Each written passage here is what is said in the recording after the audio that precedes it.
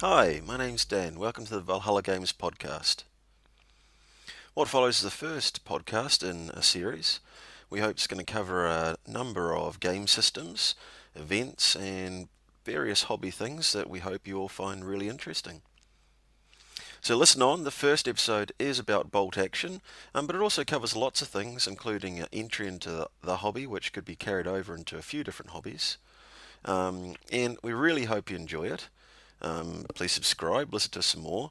A wee bit of an apology, it was recorded over a couple of different nights, and I definitely, as I have now, have a cold, and you may have heard me cough in a couple of bits in the midway through. So my humble apologies, but please sit back, listen and enjoy, and as ever, please subscribe or comment, and we'll get a feedback channel for you as well.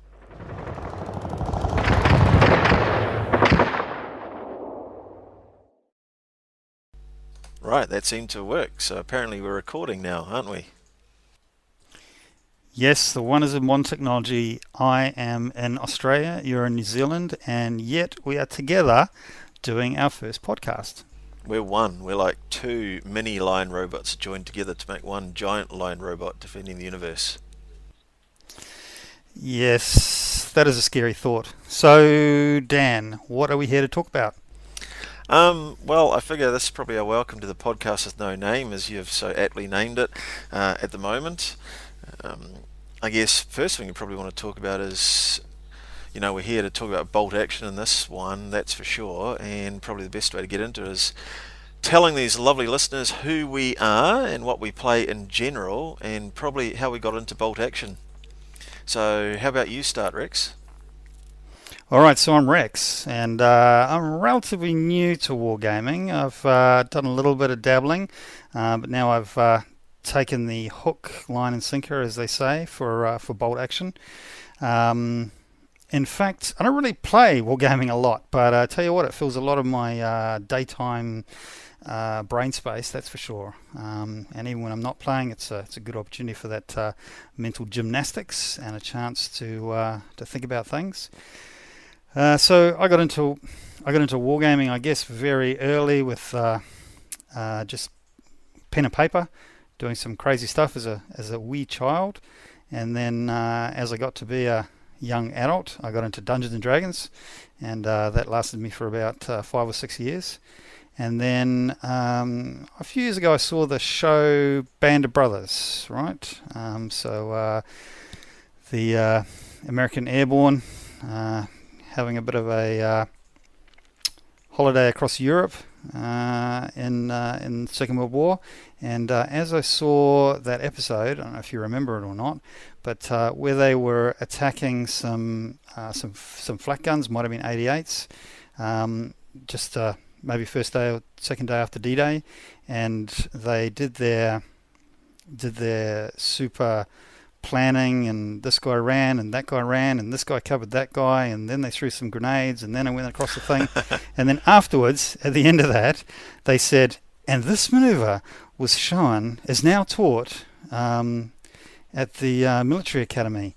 And I thought, wow, wouldn't that be great to go and find out all about that? Wouldn't it be great to find out what that actually maneuver was, or the tactics, and how it went, and why they did it, and what the plan was? And I couldn't find anything. So the idea sort of mulled and sat in the back of my psyche for a little while, and then the opportunity came up to play some wargaming. So I remembered back to that, remembered back to the days as a wee lad, and thought, right, I'm in. That's how I got into wargaming, and that's how I got into bolt action. Cool. What about you? Well, I guess I started pretty young as well, because I guess one astronomy sort of I'm going on 44 this year, and I guess when we were young, or when I was young at that age group, it was still pretty much the war. The afternoon matinee movies on TV were sort of, the war movies of the day. They were sort of had been released, and they were on TV and stuff like that. But that was the thing you watched, and Sands of Iwo Jima and so on and so forth. And there was many a a small sort of 172 or 176 scale, just green plastic army man with the bendy barrels that got put out on the fish tank that we had in the house, or in the bathtub, around the bathtub, and in the plastic pontoon ships, or on the carpet, and got shot up without any rhyme or reason, really, with generally some heroics at the end. But I was actually very, very lucky because I had an older brother, and I still do. You might know him Rex, because Rex is his name and it is you. And what you may not realise is how much I credit, sort of this hobby to and getting into it, and I guess the future that I took to you, because having an older brother who was sort of a bit switched on, and I'm interested in your feedback after this about where you got this from. I remember one day you coming home and saying, well, look, I keep watching you and you're playing these games here and there's not much order to it, and I want some order. I want to know statistics and casualties, and I was like, wow, what's he on about? And he picked up a plastic ruler and took it down to um, the work room, the tool bench, and put some masking tape on it and measured out some pistol range was the nearest range, and then rifle range, and then machine gun range and stuff like that, and then on the other side was how far you could move. And you came back and then you put some cushions underneath a big green sheet that we had, and I think our parents are pretty impressed. And you're playing with your younger brother, and I wasn't being a wally to you, and we were both playing together. It was probably quite amazing with a 7-year difference. And I think we sat there for basically all that night, and then all the next day that you could spend your time or spare your time, and the rest of that weekend. And I was like pretty hooked, really. Where did you get that idea from, Rex? Where did that come from? I don't really recall a lot about that. I do recall that day, but not very well. That was a little while ago now, but I think it was the Dungeons and Dragons thing, because I took for that. I really fell hard for Dungeons and Dragons, and I think it's that kind of the. I think the advertising they had for that game was something like, for the boy, because obviously only boys play Dungeons and Dragons apparently. For the boy who walks to the beat of a different drum, here's a game that will enthrall and imagine. And I'm not quite sure what it was saying. I think these days, it's the geek thing is a little bit fashionable, but back then it was only us social outcasts that played those sorts of games. But I think that's where it came from. But you went, so you're a Bolt Action now, but you came via the dark side too, didn't you? Yeah, that's right. Well, I've probably been through the whole spectrum of the dark side, actually. Uh, they say there's only two. One of them's me and one of them's you, and we'll talk about you in a minute. There's always two, but I suppose I went from wishing you had more time to play with me and having this thing in my head where, man, I wanted to do more of this thing where you had some rules around and some tactics around what you're doing. But I went from there years later. I actually went into collecting 172, and I remember getting sort of Esky or Ertel or something like that. I'm not sure what exactly what the brand is, but getting Napoleonics in 172 scale. And myself and the neighbours played that quite happily.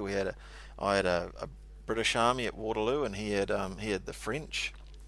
And in the background they had a train set as well, so I suppose wrong periods, but just nice to have something in the background down the far end of their table. So we had a table to play on if we cleared the buildings out of the way.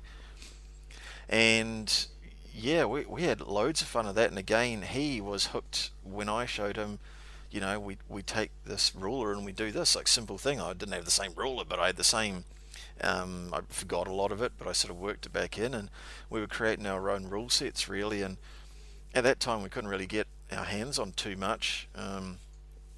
Yeah, so I went from that, and I went into doing scale models for a while, and then I went into later.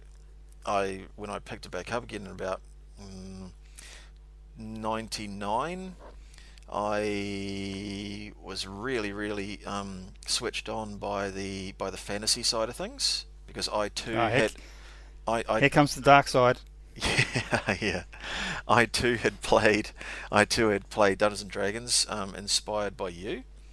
I sat around many a table session. They were never as good a sessions as yours, but maybe we'll come on to that another session, but another podcast. But I really found that seeing orcs and I guess a traditional fantasy sort of archetypes, and they really switched me on, and I loved the modelling of Games Workshop stuff, and I loved the fact that the reality was GW has helped so many people into this hobby as a gateway. The fact that they have high street stores, especially in England where I was living at the time, that I could go into a store and see these amazingly painted models, and they're really inspirational. And I remember walking in and going, "Hey, I read this comic called Elf Quest once. So do you have elves that ride these big wolves? Because I see goblins, but I don't see any elves." And he was like, "No, unfortunately, if an elf got on top of a wolf, his feet would touch the ground and it'd drag along. So it's not really feasible." And Yeah, right. I was like, Okay. wow, this guy's totally immersed. This is a Yeah. bit, and he's right into it. So I went straight into that Warhammer Fantasy, and sixth edition, which was a really good edition, and basically everything was in the box that you really needed apart from paints and stuff. Really good, the full size rule book, the um, little catalogue to get you hooked, a starter set and stuff like that, and I got into that, and my wife and kids sort of bought me some stuff thereafter, and I was sort of an Empire player with a little bit of orcs that I don't think ever got made up, and I loved that. So I had a fully painted Empire army, and I played that for years. And in about 2000, yeah, 2000, I bought a box of Warhammer 40,000 because I was inspired by the heraldry of Black Templar Space Marines, and then didn't do anything with it, just had them. And then in 2005, I really went, oh, I'm enjoying watching these guys play 40k as well, so I play that and have totally enjoyed playing 40k and Warhammer Fantasy. Then they blew up. So, Then they blew up the Warhammer world. Yeah, so yeah, right.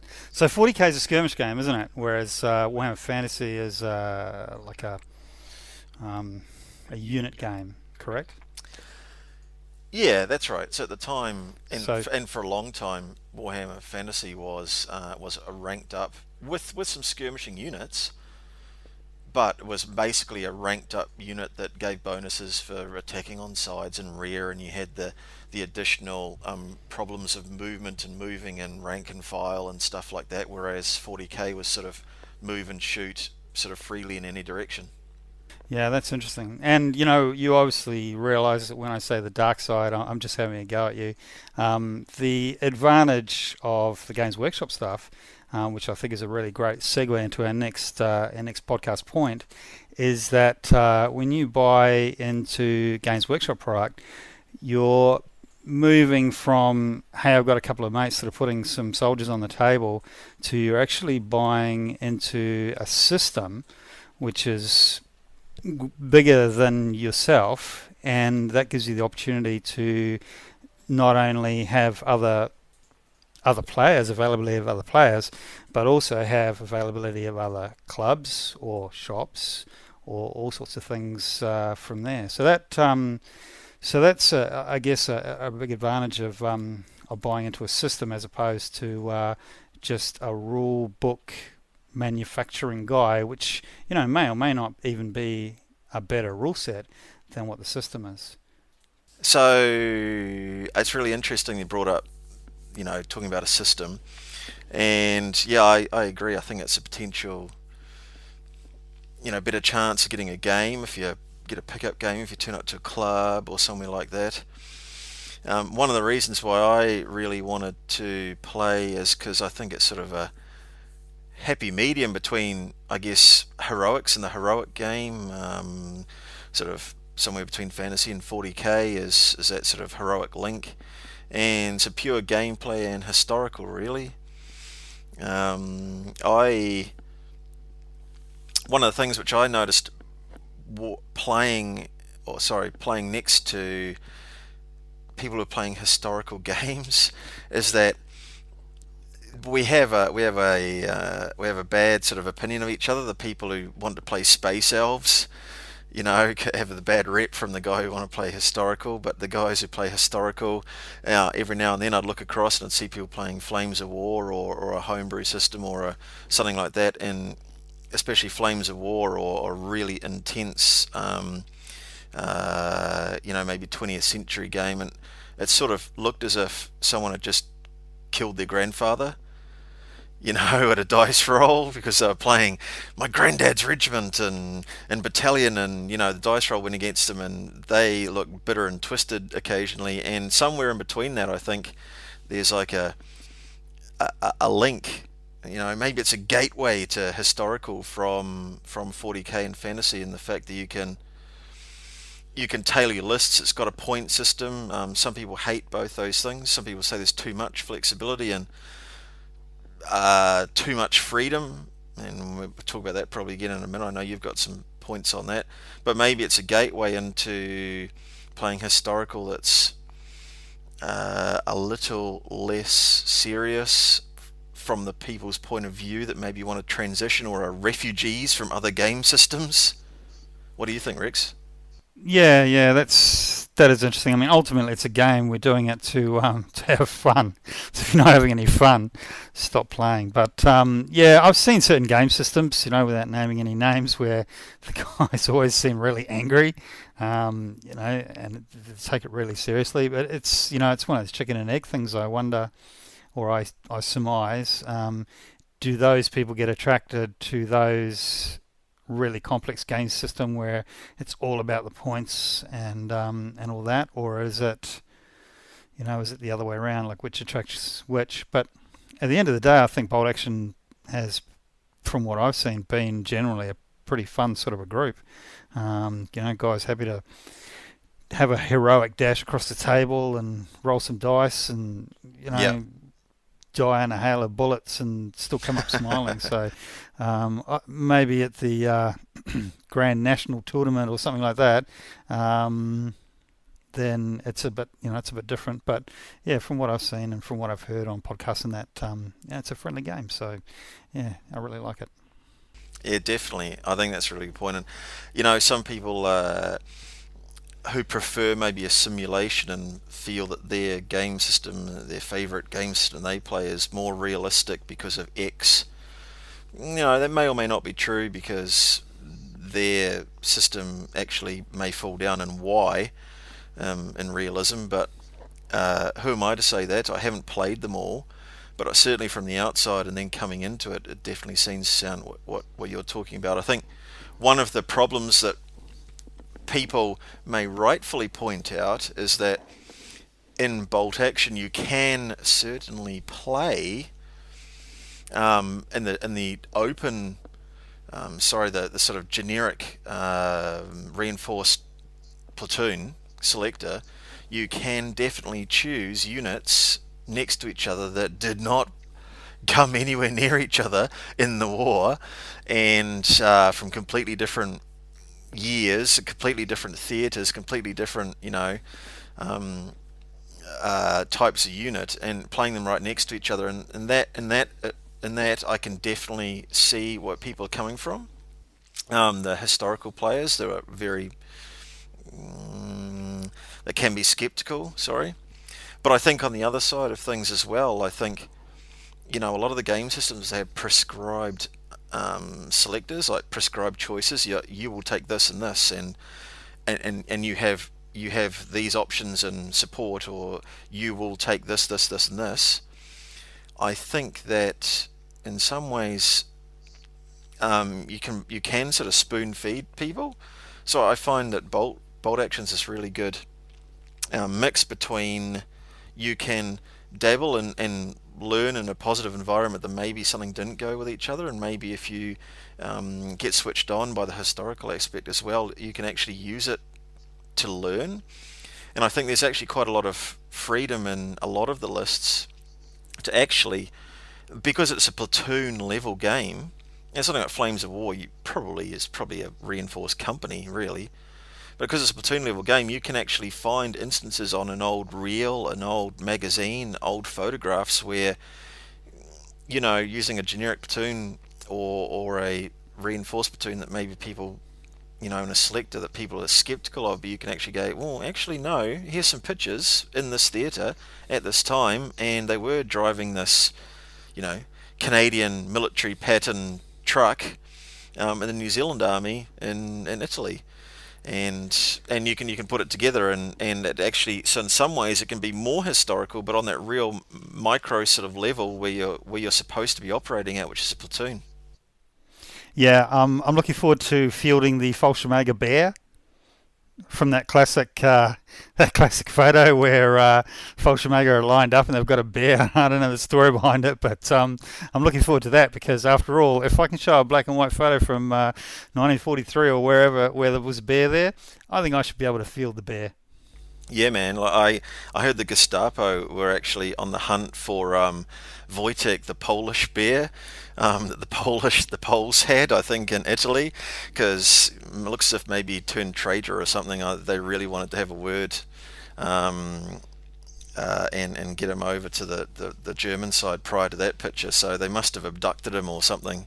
The Poles probably weren't happy, but I don't know what the story is behind that. One day we're going to find out what that is. We'll have to.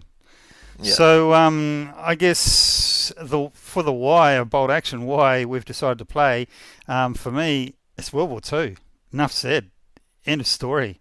And that I guess goes back to our age, and as you said before about about the midday movies and all that, the heroics that we saw on the TV when we were younger were all World War Two. So I guess I've clicked over to be that old guy as well. My wife tells me that all of a sudden I've changed from being just a normal human being to the guy that constantly makes comments and reference to some event in World War Two, or a D-Day, a D-Day metaphor or something like that. So yeah, it's a bit of a worry, but there you go.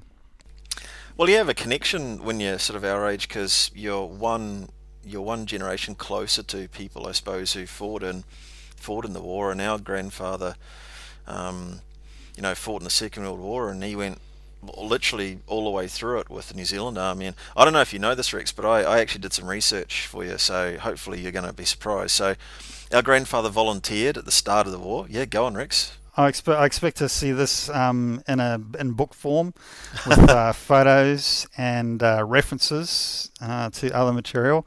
So I'll give you 48 hours to furnish me with that document. Thank you. But yes, go on.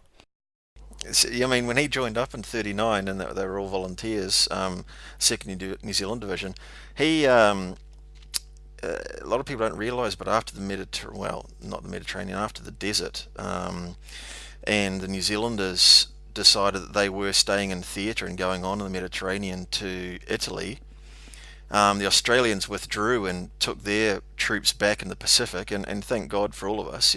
That's not having to go at the Australians because the Japanese were storming their way through the Pacific.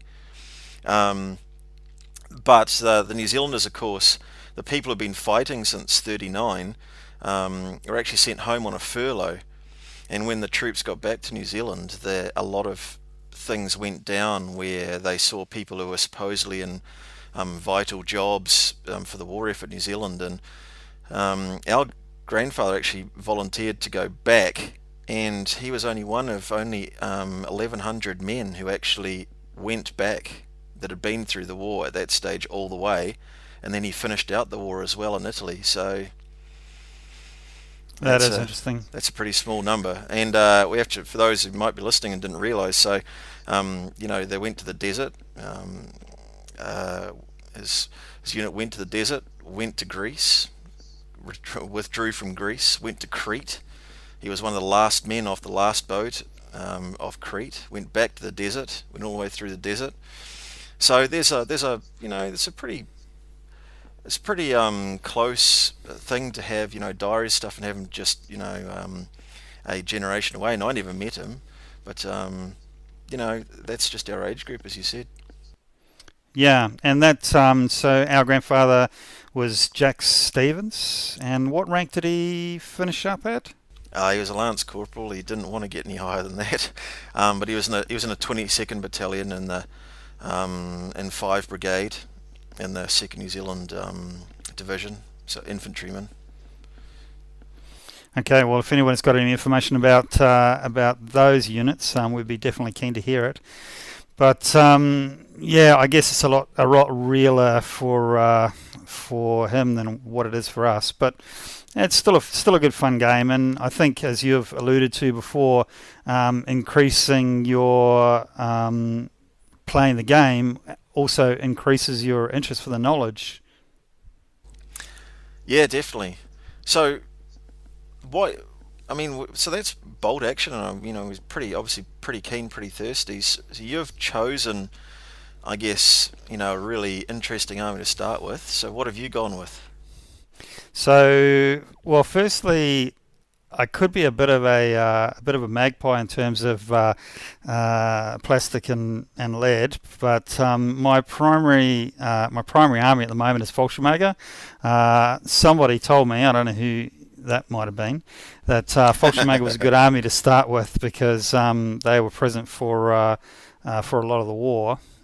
Whereas if you're going with Americans, you've got a very limited role at the beginning of the war and obviously a huge role at the end. But so Fallshirmjager, late war, which gives me all the toys. But if I've got enough guys that I can take a few out of the mix and swap in just a few normal guys with submachine guns or rifles, and take out my guys with assault rifles, which weren't available till later in the war, and take out the Panzer Shreks and that sort of stuff, and that gives me an early war army that I can play with as well. So it gives me a lot of flexibility. I guess the uniforms were different earlier in the war, but hopefully nobody's going to be rivet counting that seriously and is going to bar me from having a friendly game on that basis.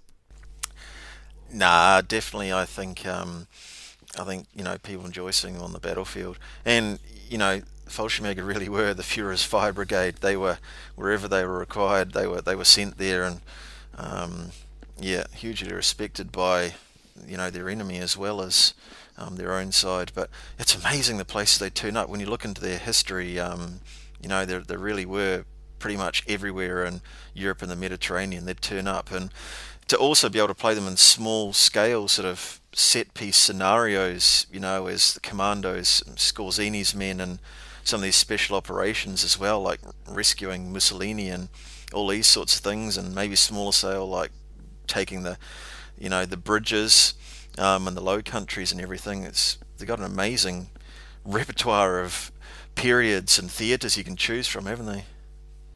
That's true, and being Germans, although pretty hard to parachute in a tank, but being Germans, they have the most beautiful tanks, don't they? I don't know what it is. You look at a Sherman or any of the British tanks. they really are tanks. They're like big chunks of steel that are rolling along. Whereas the German stuff just looks, you look at a tiger or a panther, they're just beautiful. They're the quintessential shape of what you think a tank should be. So I may have bought a few too many tanks, but never know.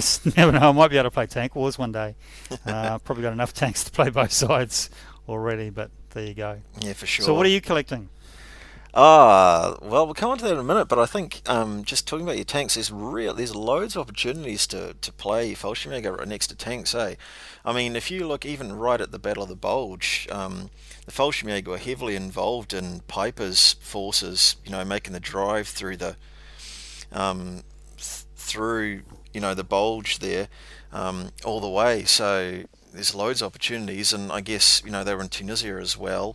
But the Tiger was first introduced, so yeah, you're right. There's some classic opportunities for some real iconic vehicles, aren't there? That's right, but don't talk to me about the Battle of the Bulge. Have you seen those new Winter Germans? Yeah, yeah, nice. You want them. And that'll of course require another whole set of tanks that are going to be weathered whitewashed and weathered and snow covered.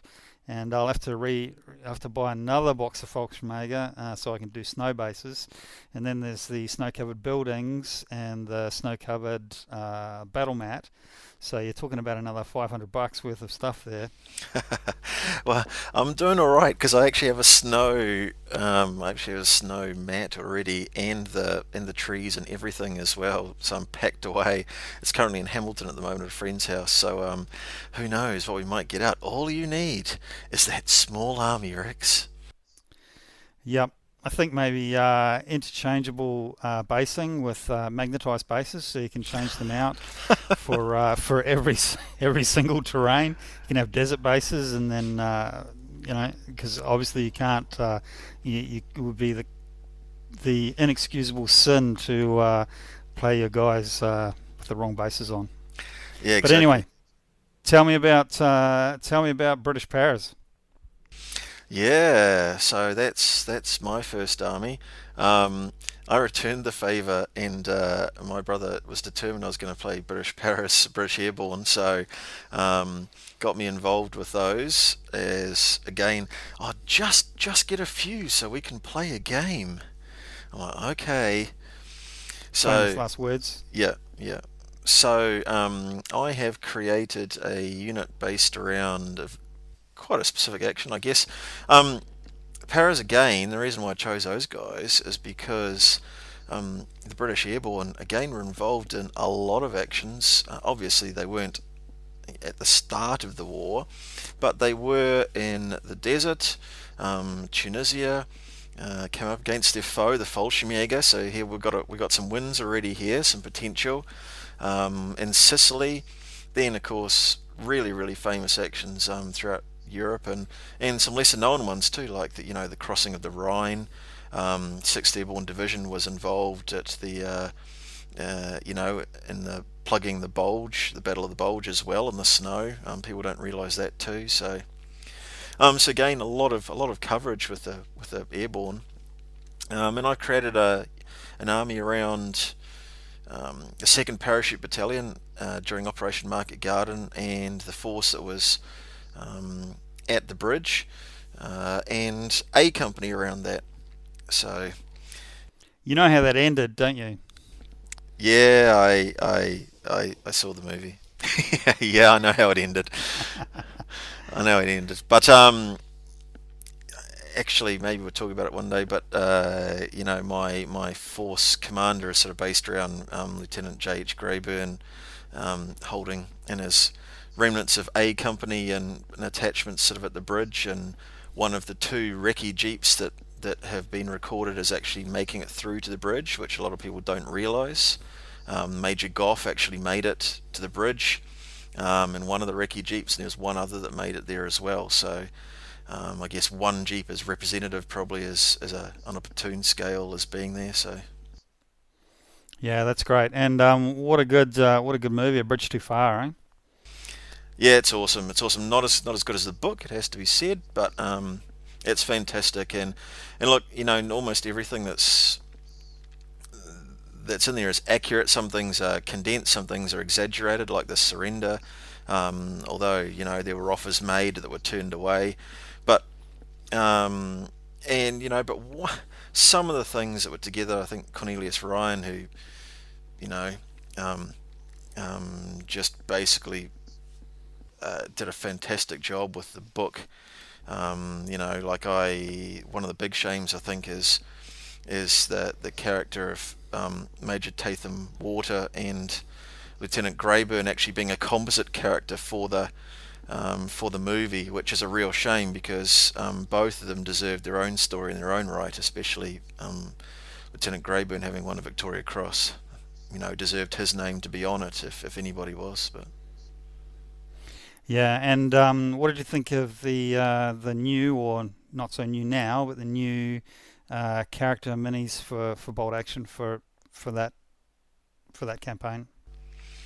oh, it was fantastic. So as soon as I saw it, I knew I had to order it um, off Warlord just to get that miniature. And what's interesting is that some of the metal minis can be a little small compared to the heroic scale of the plastics, but this one was bang on like the plastic scales. And to me, just the wounds he was sort of depicted as having, and so on and so forth, because Lieutenant Greyburn had a head injury and had a shoulder injury, and so basically to get it and be able to paint it up and say that was him, that was perfect for my force. So there's one sitting in my collection. All right, so I think I might know the answer to this, but here's a 5-question pop quiz for you. You got 10 seconds to answer each Okay. question. Favorite war movie? Bridge Too Far. Favorite rifle or weapon? Oh, the general purpose machine gun. Favorite tank? Oh, the Tiger. Tiger. Ooh, I don't think there was too many tigers in the British Airborne. Oh, Favorite theatre? is this for my force? No, Because no, if I have to say the Tetrarch, I'm sadly impotent. it's all going to go bad. Yeah. All right, favorite theatre? Uh, okay, I'm gonna probably say the Mediterranean, and I guess Crete is a lot of interest for me. All right, well done. You pass. Am I in the club? You're in the club. Okay.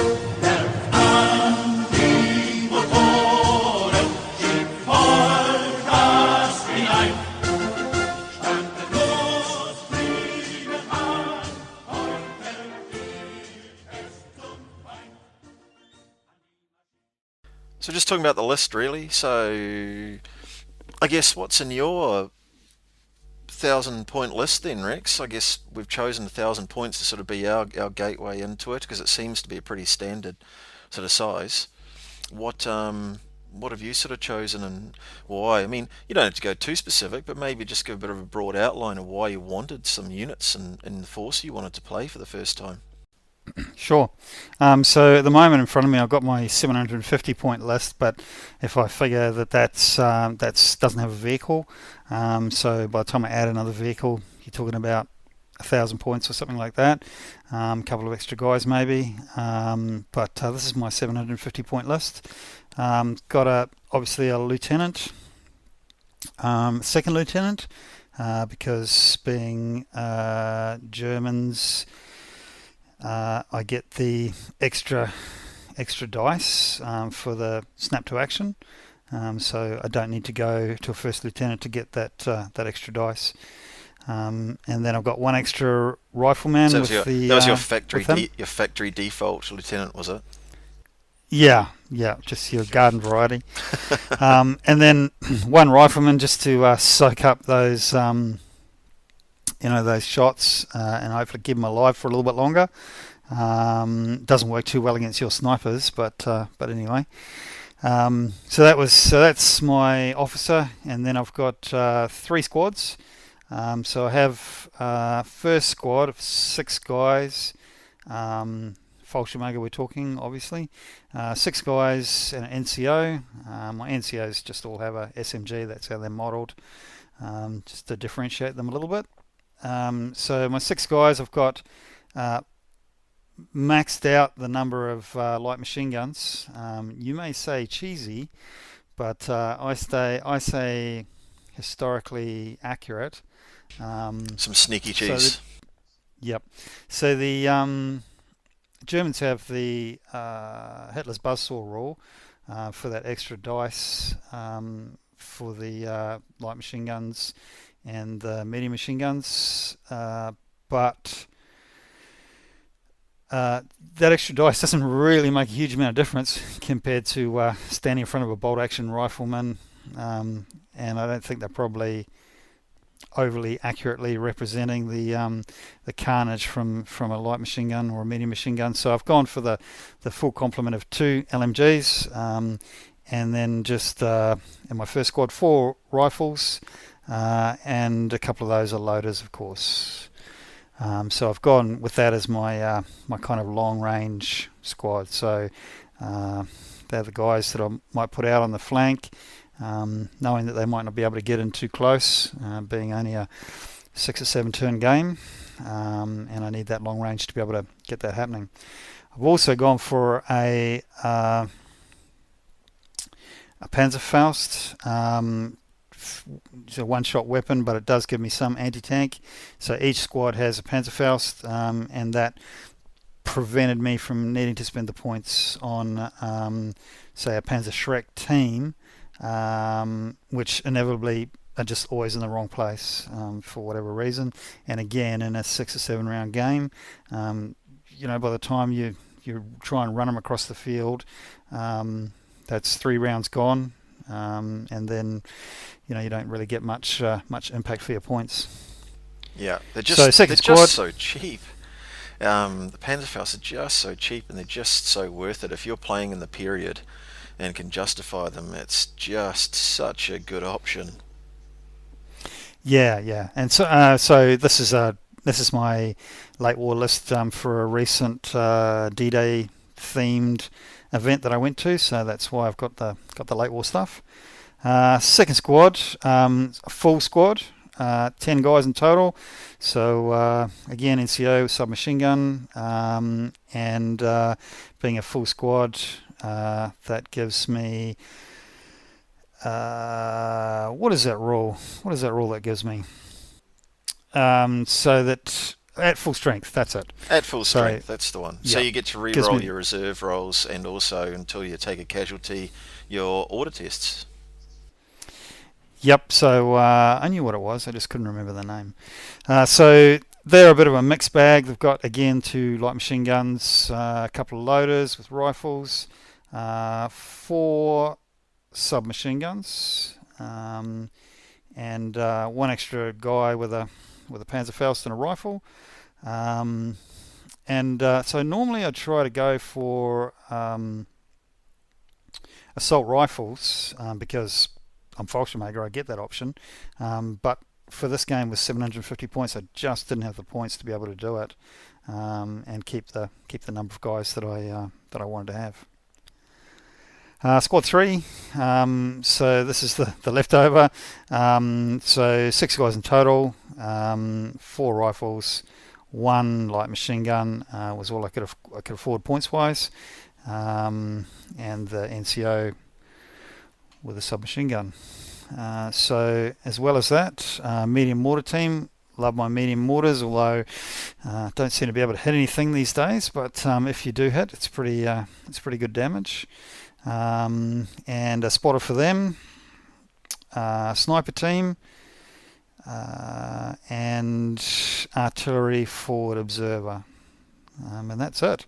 743 points. That was all she was. 740. Ooh, you could fit another SMG in there. There's points. There's spare points. Yes, I could, but when I'm dicing, I try and keep the game moving and keep everything simple and fast and keep it all happening. I don't like to have too many weapons all in the same squad. By the time I work out which one's a long range and which one's a short range and which one's a 2 dice and which one's a 1 dice, and try and roll all those separately, it takes too long. So even though probably not the best way to make up a list, I also have a bit of a thought to playability in terms of not spreading out my weapon ranges too much. Yeah, and we're just learning really, so sounds like a really good idea to get into the game. So solid idea. I like the way you have got a 10-man unit and you've thought about that rule and potential outflanking reserves. That was clever. Yeah, so the 10-man unit is my that's my assault squad, for want of a better name. So they're the guys that I'll put in the middle of the field.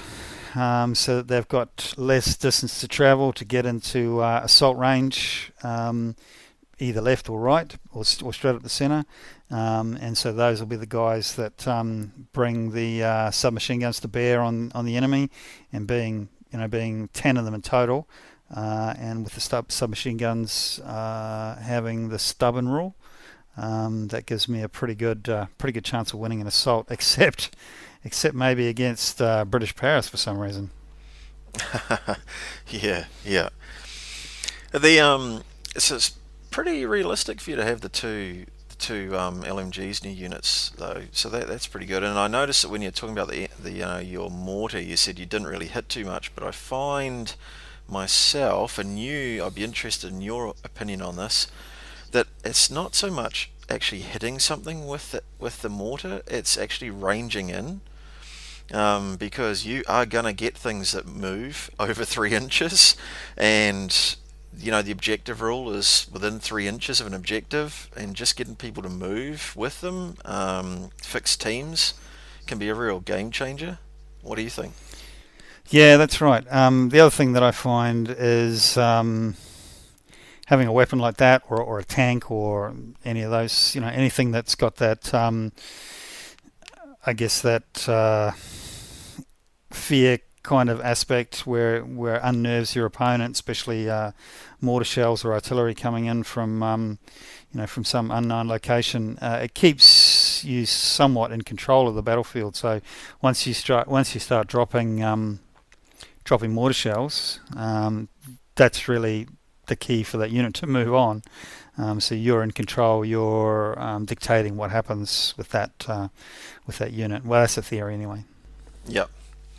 And sharing my little tip that probably 10 million other people have all shared online, but one of my favourites is, a lot of people don't expect you to really try and range in or hit a squad that's moving across a table, but there's nothing quite like ranging in on something on a 6, with the last dice of your turn, and then if there's no higher priorities, rolling it for the with the first dice your next turn. If there's no higher priorities, you're giving yourself a really good chance to hit it, and suddenly you got 33% chance to hit the squad that was planning to move that turn. And sure, they might move later on, but in the meantime, what damage are you going to do at +3 or +2 or whatever pen, depending on what mortar you've got? Yeah, that's right. And if you can get that first dice out of the bag next time round, that gives you a really good chance of being able to do something there as well. So that's where having lots of dice in the bag, maybe having a medic or something else, just to actually increase that dice count, really gives you the opportunity to be able to perhaps get that first squad off. There's also, I think is an intelligence officer I think it's intelligence officer in the Germans that you can buy as well, which gives you the once per game the opportunity to pull the first dice out of the bag, or I think it is to choose which dice gets pulled out of the bag. So in that instance, you'd choose yourself. So tasty, nice. Apparently not very well liked at tournaments. Yeah. Well, there's a few units that aren't very well liked at tournaments, but those people are potentially playing one themselves that they think's okay. So, my rock's okay, but your paper, that's just cheese. Yeah, that's right. Yeah, you're talking to the guy that's bought a Panzer IV Zug. Nice. Nobody mentioned Tank Fair, Tiger Fair. We might come to that a bit later on, because I have a thing or two to say about Tiger Fair. There's a booklet inside that's like how to win friends and influence people. Yeah.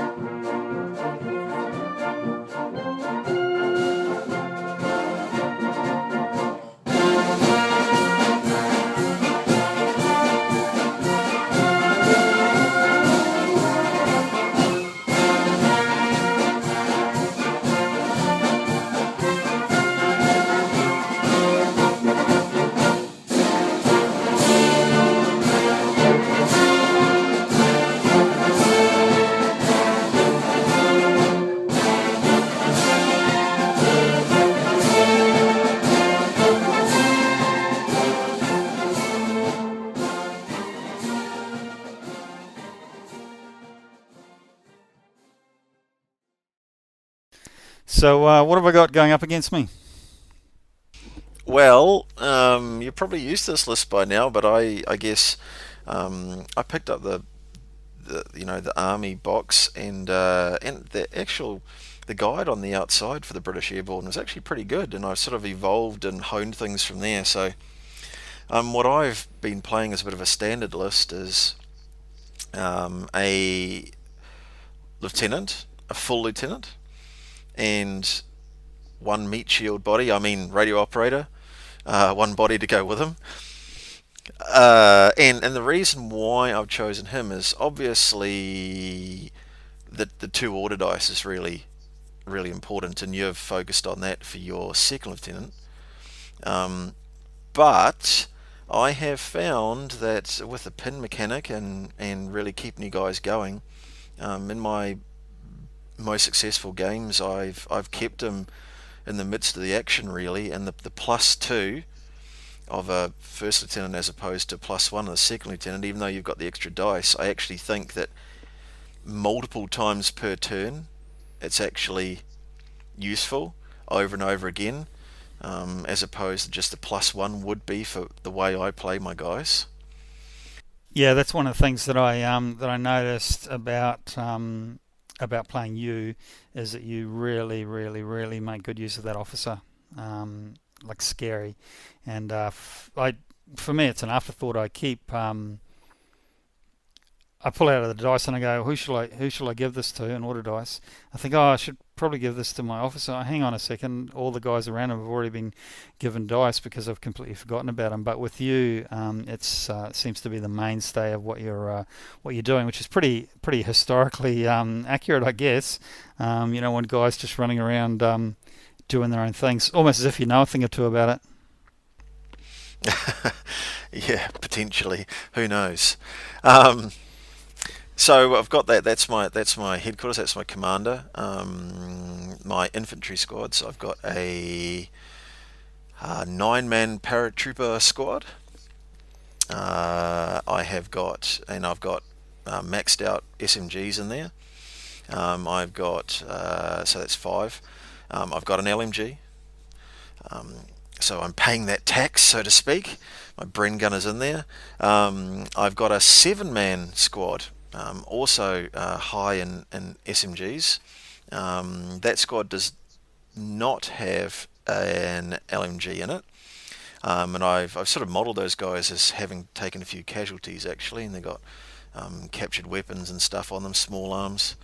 And then I've got a 10-man paratrooper squad as well, and those guys are again at full strength, so we get all the bonuses we've already talked about, and really, really useful for outflank, and because they're heavy in SMGs as well, and I'll talk about a national characteristic later which I've taken.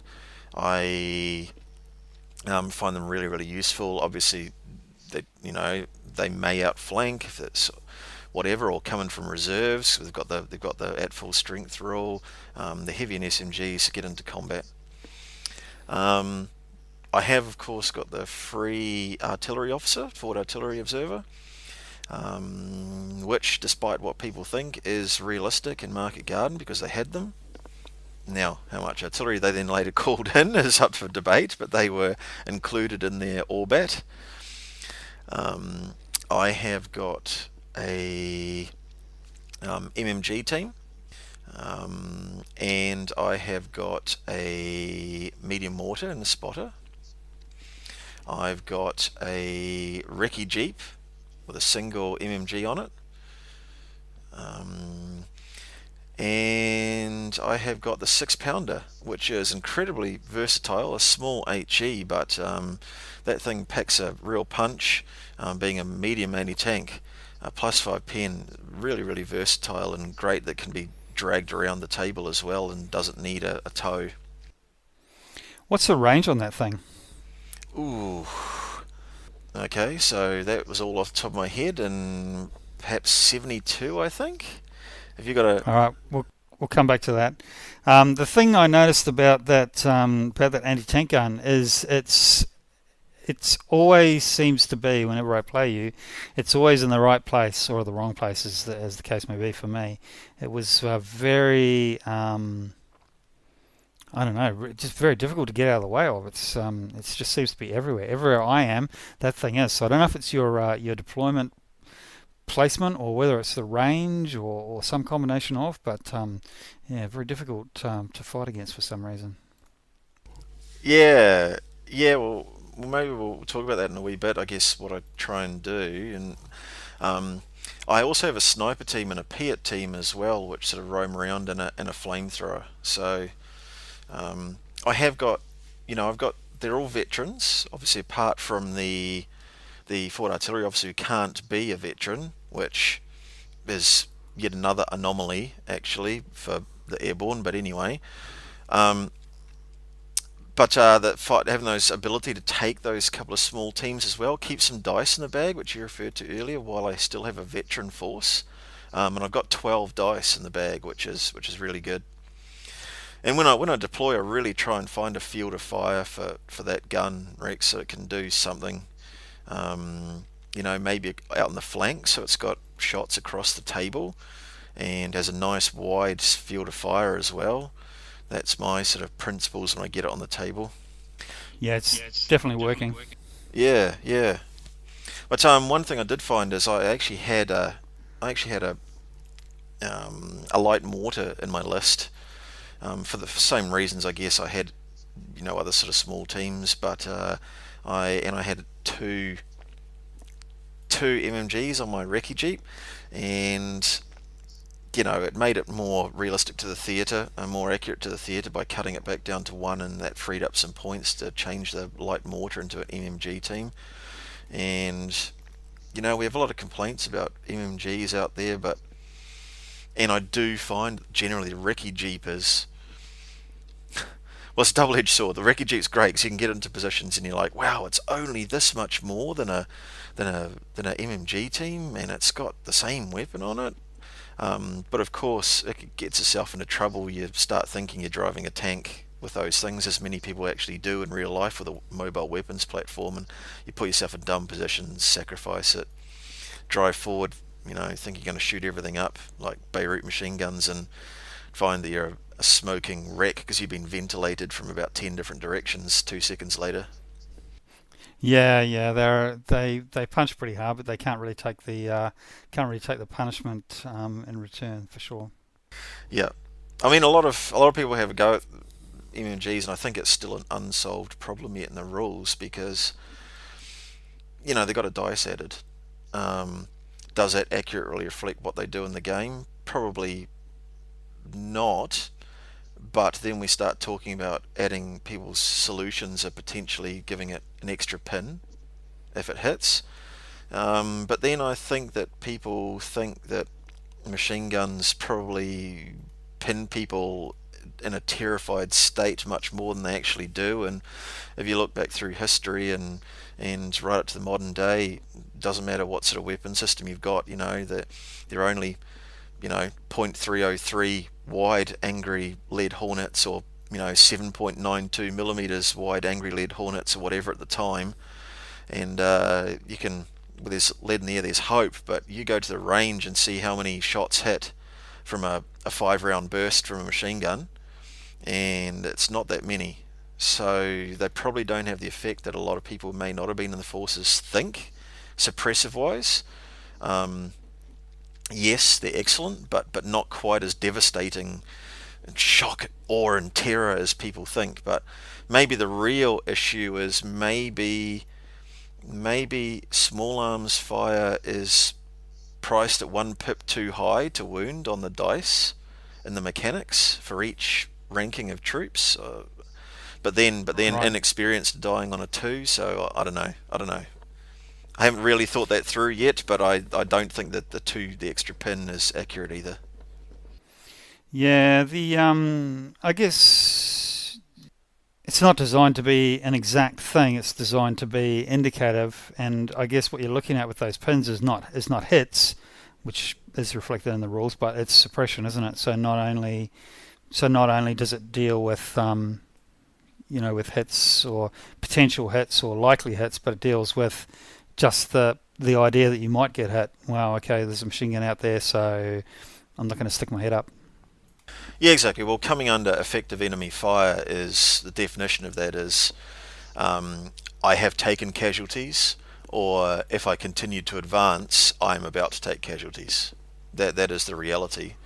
Um, that's how to suppress the enemy and win the firefight. So it's not always about hitting, as you say, but the reality is that if there's LMG fire going, you're still getting up and moving forward. Yeah, sure. Okay. Well, maybe you are. Maybe I'm not in real life. But anyway, well, hopefully that is never going to pan out. Yeah. So there is a couple more units in your army that are a bit terrifying. Tell me about them. Oh yeah. Why don't you tell me about them? You've played them. I hate flamethrowers. Have you got a flamethrower in this mythical 1,000 point list that you're talking about? Yeah, I have. Yeah, yeah. And a lot of people don't get it actually. But then when you look at the fact, and I had someone say to me once, oh, you can't flame a building unless there's enemy in it. I don't know if that's a hangover from version 1, which I did not play. But there's scenarios out there where you're just destroying buildings. I've flamed things in buildings, game on, flame on, and then moved off. They're tasty, but I tell you what, he misses. he misses often. I can tell you that. I wish I had a template weapon sometimes. Yeah, sure. So so the flamethrowers obviously and the sniper too have some pretty good rules around cover. So you get down in that hard cover or a bunker in a D-Day type scenario or something like that. Flamethrower is the tool of choice for sure. Yeah, I mean the snipers that it's a good weapon, and I think a sniper is another rule which clubs and people playing try to tamper with and stuff. Maybe it's not quite there yet, but um, yeah, maybe it's not quite there yet. But I think if you start messing around with that, then there's plenty of other units that has knock-on effect. But yeah, it's that thing, isn't it? It's easy to hit, but still the same old roll to wound. Yeah, yeah. All right. So I've interrupted you. So you were saying you've got your anti-tank gun, which, by the way, I looked up, and it's a medium anti-tank gun, which has a range of 60 inches, according to what I can see. I swear I've been firing it at whatever. Yeah. Yeah, but for some reason, I always seem to be in range and in line of sight of that anti-tank gun. So I don't know what's going on. Scary. Yeah, I think if you can position it on a table, corner or something like that, then of course your field of fire is huge, and it doesn't take much for the opponent if they're advancing across the table, for you to be in a side shot straight away. Yeah, yeah, that's right. You're going for that. All right. Sorry, go ahead. What else is on your list? I do believe that's it, but I'm going to tell you what my national characteristic is. Yes. I have chosen, against people's sage advice and wherever I've looked or whatever, I have chosen Blood Curdling Charge. And the reason I chose it is because as a shout of Wahoo Muhammad comes up and the cold steel comes out, the fuzzy wuzzies don't like it up him. And I thought it fitted the Parachute Regiment excellently. Okay. I haven't heard that before. And you play that pretty well, eh? You play a pretty assault heavy game, correct? Yeah, so because remember, I guess I'm a refugee from other systems, and when I had a look at this system, I was like, you know what, I want to play paratroopers. And what do paratroopers do well? They're well known for being tenacious, in defence, and I guess aggressive in the attack. And I really wanted to replicate that, so I chose that as my national characteristic, and I found that, and I did put some thought around this, that really it helps control one phase on the battlefield. So when I want to assault, provided I can pass my orders test, which is where that officer comes in handy, then I can get in without taking casualties, so I actually control that phase. And if I've positioned myself well, and the enemy has not positioned himself well, enemy plastic men, Of course, the person we're playing is not the enemy, but if they're not positioned well, then it can be devastating. Um, and it's not one that's often played. The look on people's face when you play it and you explain it, they don't quite get it until it happens, and it can be a bit fruity for them. I do feel for people. That's why I explain it first, but they're more used to other ones, I can tell you. Yeah, yeah. It's definitely fruity for me when you play it. So Could be worse. It so could be you Japanese. yeah, that's right. Banzai. So you do tend to beat me in the games that we play. Tell me, is that a list choice? Is that a good bolt action playing strategy, or is that a hangover from 20 years of wargaming? What, the beating you part? Yeah. Or So, is it just that I'm bad at all those things? no, I think I'm a fairly experienced list builder who has not built a list to win, built a list that he thinks he can play with fun in a fun game, playing to his army's characteristics. And I think I've just hopefully struck that balance there of realistic force and play it to how I think I should play that national characteristic in that force, I think. Yeah, I think I see that as well with my Fallshirmjager, or maybe Germans in general. You have those rules for a reason. You have those national characteristics for a reason. So I can take a lot of light machine guns. I have extra benefits. I have Tiger Fear. So those things have been given to you for a reason. So to use those to their maximum ability is really the right way to play that list, isn't it? Yeah, definitely, and it's characterful. I mean, that's that research and then carrying it over into our games. The reason we choose it. That's why we theme, the unit that we've chosen. And sometimes we might choose it around a particular action or something like that. And it's nice to model that sometimes, maybe too, and put that into our force. I just chose an army list and wrote at the top must beat Rex. This is my must beat Rex 1,000 point list. Right. Okay. Win at all costs. Next time we play, I'm going to play your list, and we'll see how that gets. See how that goes. They Yeah, do well, say, you I've won heard it last. said. You won last weekend, by the way. Yeah, that's true. They do say that the mark of a good game system, and supposedly bolt action often works like this, is that a good player can still win with a bad list. Well, maybe not bad, but like a not the best list. Whereas a poor player, somebody that's just learning, or somebody that makes bad decisions, perhaps, will probably lose with a fully maxed out great list, which I like. If that's the case, I don't know. You're going to ask 10 people and get 10 different answers on that.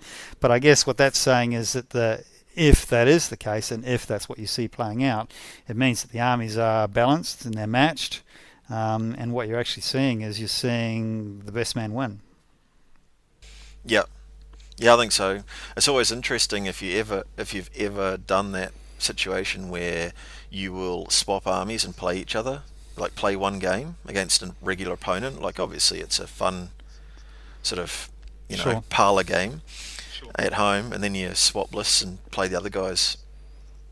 That's interesting. I've done it once or twice in other systems. I've yet to do it in bolt action, but it's interesting to do. And I guess when you're doing that, though, you're probably not going to expect to be able to play the other person's list well, because you don't know, don't have the experience in knowing how to play it well unless you've been beaten by them a few times. So in some ways, you're testing almost something different. But it's interesting for sure. Yeah, and I think that sometimes we get hung up in I've been thrashed by that list because of list, and if you've ever played Eldar and 40k, or probably against certain armies like long range desert group or these sorts of armies, we think it's easy, and then we suddenly put ourselves in their shoes and play them. We actually realise that the decision making is vital and intensive to actually play those armies successfully. If you get one piece wrong, if you forget one additional move, if you forget to do one thing, if you forget to pick up your ambush dice and put them back in the bag, which I am terrible at, then those are some critical decisions that can lose. So Yeah, that's right. And I guess when you're learning, like I am as well. I mean, we all are to a point, but I'm certainly pretty new at it. Just even the idea of actually when to use a rally or when to use an ambush. I went the whole game last time I played without using either of those things, and I lost, by the way. well, that's So interesting. So when do you think that you should use a rally? I think that I don't know enough and I haven't played the game enough to be able to actually make that determination. So I do like the idea of an ambush. Coming back to that, I'll come back to rally in a minute. I like the idea of an ambush. I particularly like the idea of the fact that I can still, roll a dice at the end of the turn and possibly shoot with them, so that again in a 6 or 7 turn game, you haven't just given away 1/6 or 1/7 of your firepower for that unit for the game, which is to me is pretty significant. So I do like that, and I think I should probably try and do that more. And I guess when you're pulling your dice out of the bag earlier, and you're going to yourself, well, I've got a lot of, the other guy's got a lot of dice in the bag. I'm getting a bit worried here. I need to be using these dice, but there's not too much to shoot at. I guess that's the time when you need to be using an ambush. Does that make sense? Yeah, it does. And a lot of people don't realise that when you go into ambush, you can decide to go down if you're shot at as well. So Right. Okay. if you have an ambush on a unit and you are shot at, you can decide to go down or not. You may flip your order to down and go down. So a lot of people, and I didn't realise that. I believe when we first started playing, I never did that with you. I was like, oh, I'll go down. I don't have anything else to do, so I'll go down. Well, why wouldn't you go into ambush and then go down if you had to? Because if you're in ambush, you can have opportunity target. It's very versatile, isn't it? So you've got the opportunity to shoot when if the opportunity presents itself. You have the opportunity to go down, and then you also have the opportunity to roll a dice at the end of the turn and possibly shoot again. So, or not again, but possibly shoot then. So that's a very, very versatile use of one dice, isn't it?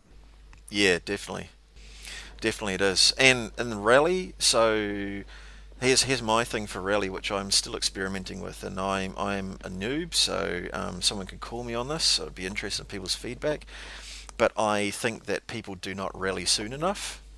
But I do think that it can be, well, obviously it's situational. But I think if you have, if you've got your platoon commander close and you've taken 1 or 2 pins for, say, a preliminary bombardment, the enemy's not yet upon you, well, that's your opportunity then to use your platoon commander as leadership to take those 2 turns to move into a commanding position or whatever you're going to do for that scenario, and just shake them off naturally but keep them moving still.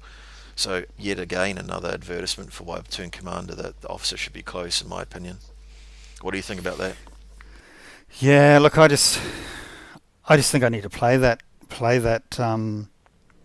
dice more and play it better and experience with it. It sounds like a great idea, and I just don't play it enough. That's my problem there, I think.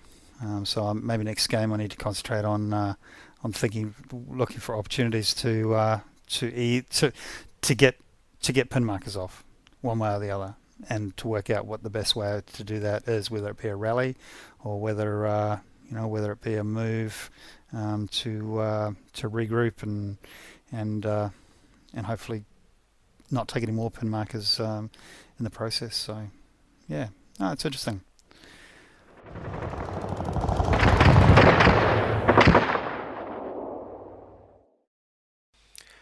Right then, Rex. So we've started off by talking about the benefits of choosing our armies, and there was lots there, and I think we're really glad with our choices. And we talked through our army lists and some things we've found about those army lists and entering the system, um, and benefits about those, and little tips we've found. What I'd like to talk about now maybe is some challenges you found in choosing your army. So, talking about the Fallshirmjager in particular, what have you found that are the challenges that could be involved for other people and challenges that you personally found? Splinter camo. Enough said. Nice. Yeah, so I originally bought them because I wanted to challenge my painting, and yes, it was a challenge. Painting that splinter camo. I mean, you can go crazy detailed and do the raindrops and everything, which I haven't. But even just the indicative patterns alone are quite tricky. It really adds quite a lot of bit of time to your painting process, and yeah, it's just a lot more work. But I think the reward is good as well. I guess for me also, not specific to my army, but I find difficulty staying on track. With any sort of bolt action kind of thought process doesn't really tend to last very long. I'm like a ADHD, I don't know, something that goes really fast and has ADHD as well. So what I get is something will come through by email, or I'll see something and then I'll have to go and buy that army as well. It's one of those things where I don't have a lot of time. Generally, if I'm painting something, it's I take away from sleep time to invest in paint time, because there's no time during the day. Everybody's busy.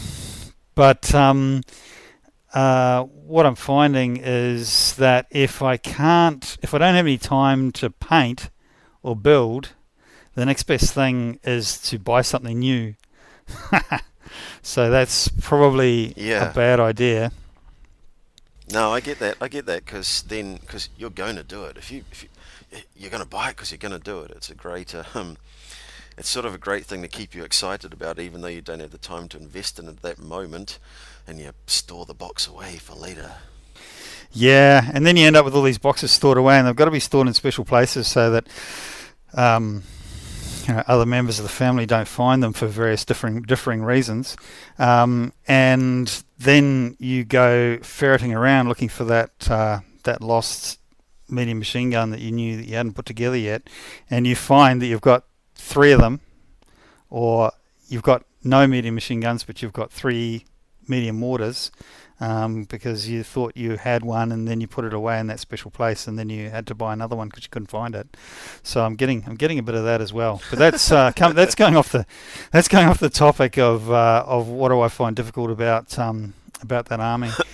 Look, I think again another general thing is I love the idea of the history of it.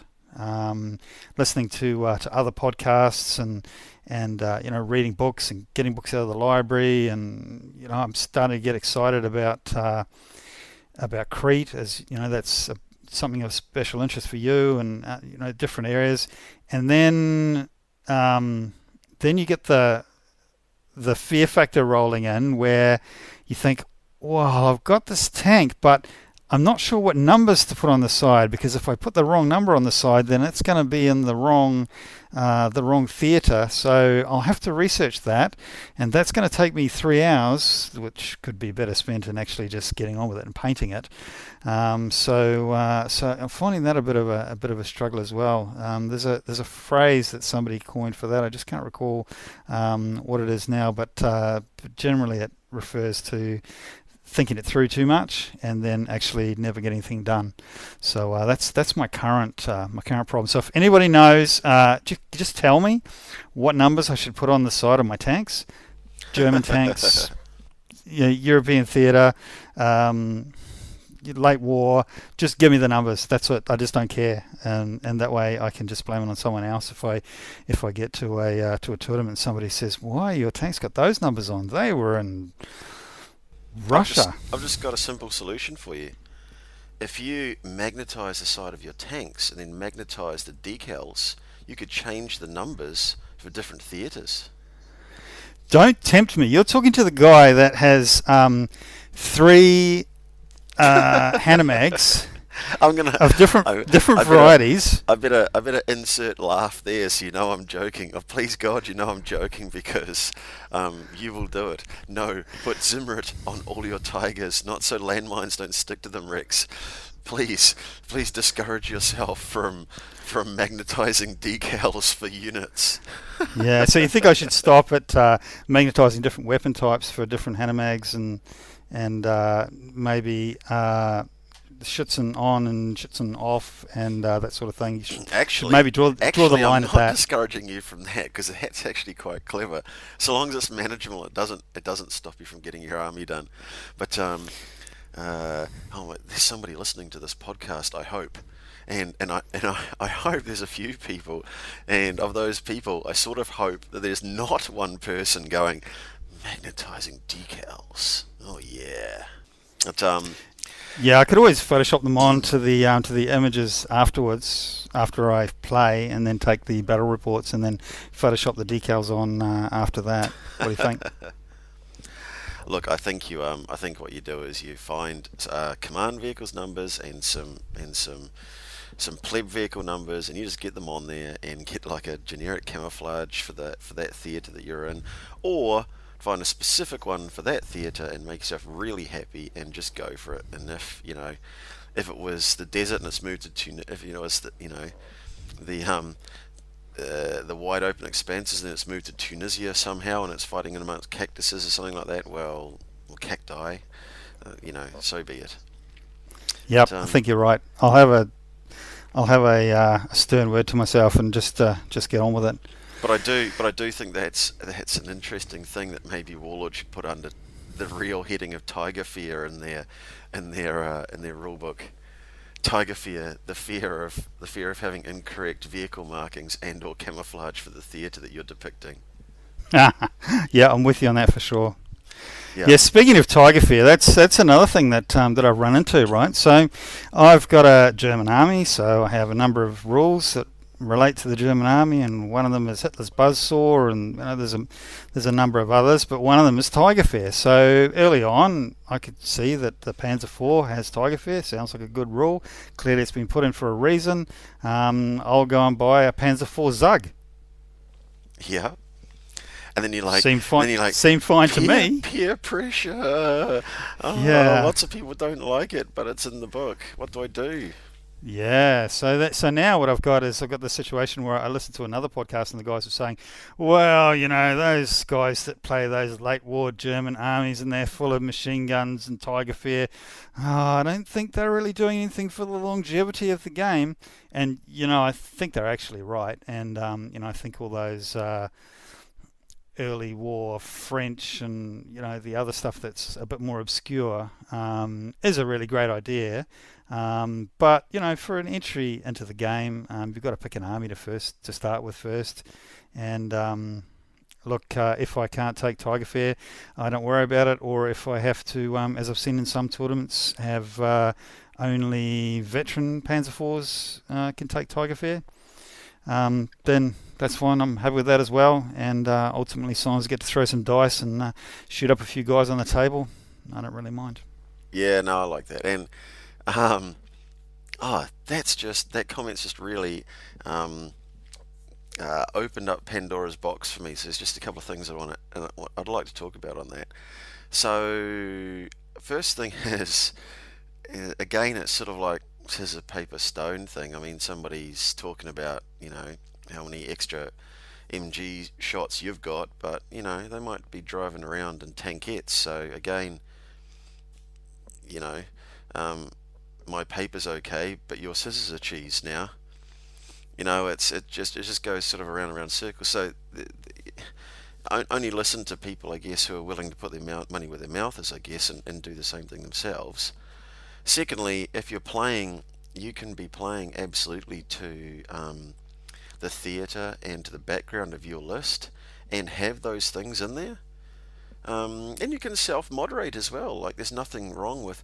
I've heard podcasts, and I'll tell you what. One of the podcasts and blogs that I listen to that and read the most that I like is, I love a chap called Dave Hunter on the Down Order podcast, and sadly he's having a break from Sam's podcast, but the way he self-moderated himself on a number of lists, in his list for the multi battalion, was fantastic. The way he self-moderated and said, no, I don't have anti-tank rounds on Crete, and so on and so forth. You can decide to do that. One of the things I thought about with Panzer IV was, if it's not in play, then you could self-moderate yourself and say, actually, I don't think you should have to take that because my guys aren't veteran. I haven't bought it at veteran, but or whatever the case is. Or you could say, and I've thought of this as well, like, is it fair to turn around and say, well, I haven't paid for mine at veteran, but if anybody who I play during this tournament, if they are veteran and probably have seen this vehicle before, because we are now later in Europe, then if their forces are veteran, then I would consider any veteran force of theirs that can see my vehicle won't suffer from Tiger Fear. So that turns it on its head as well, and is probably in some ways a little bit more realistic, because there's only so much you can do to even ambush tactics once you've blown your position and people are looking at you, which is what the Tiger Fear is. They are sighting your vehicle. There's only so much you can do to hide the fact that it is a Tiger, or not, in the case of a Panzer IV. Whereas if they're veterans, maybe that has more relevance to if you are a veteran yourself, if you know what I mean. Do you see what I'm coming from with that? Yeah, sure. And I think another thing that I've seen in terms of self-moderation too, in fact, sorry, I haven't seen, is if I'm playing my hardest late war German army that I can field to try and be competitive, because let's face it, my skills at bolt action are have room to improve anyway. If I'm taking that and it's one of those tournaments where there's a whole bunch of different guys, I'd be happy to take a second list. And if I ended up getting paired against an early war person, an early war army, then I could just drop out all the early war stuff and just play with no Panzerschrecks and no Panzer IVs, or just proxy the Panzer IVs in as Panzer IIIs or something like that, just to dumb it down. So yeah, I haven't seen that before, but I would have thought that would have been something that the TOs might consider as having two lists.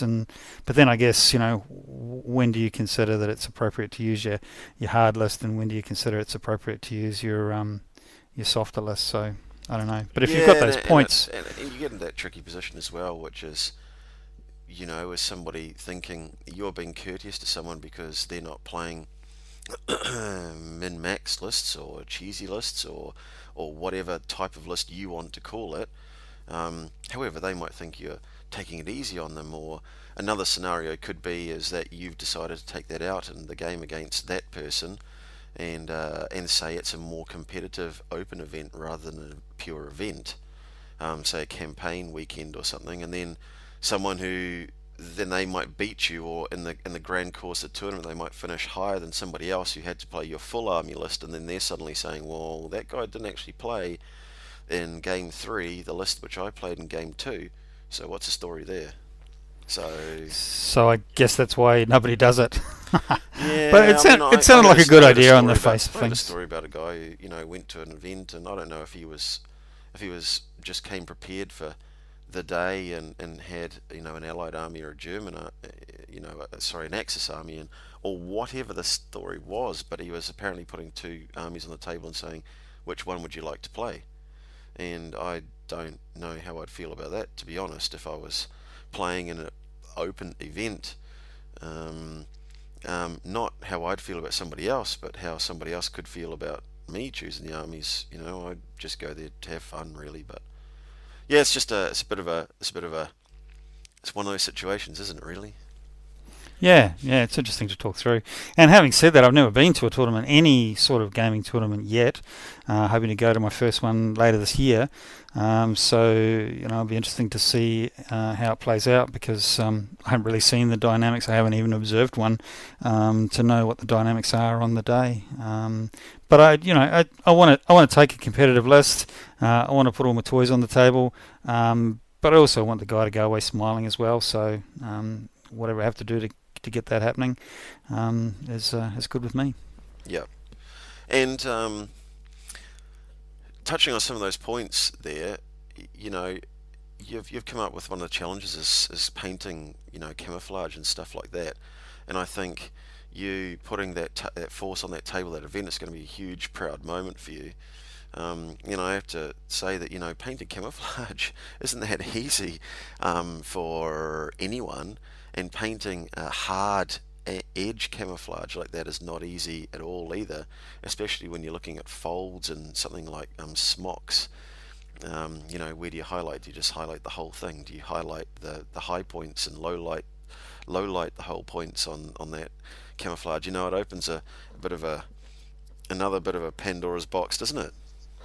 It does, and had I done it again, I would do it a different way, I think, as well.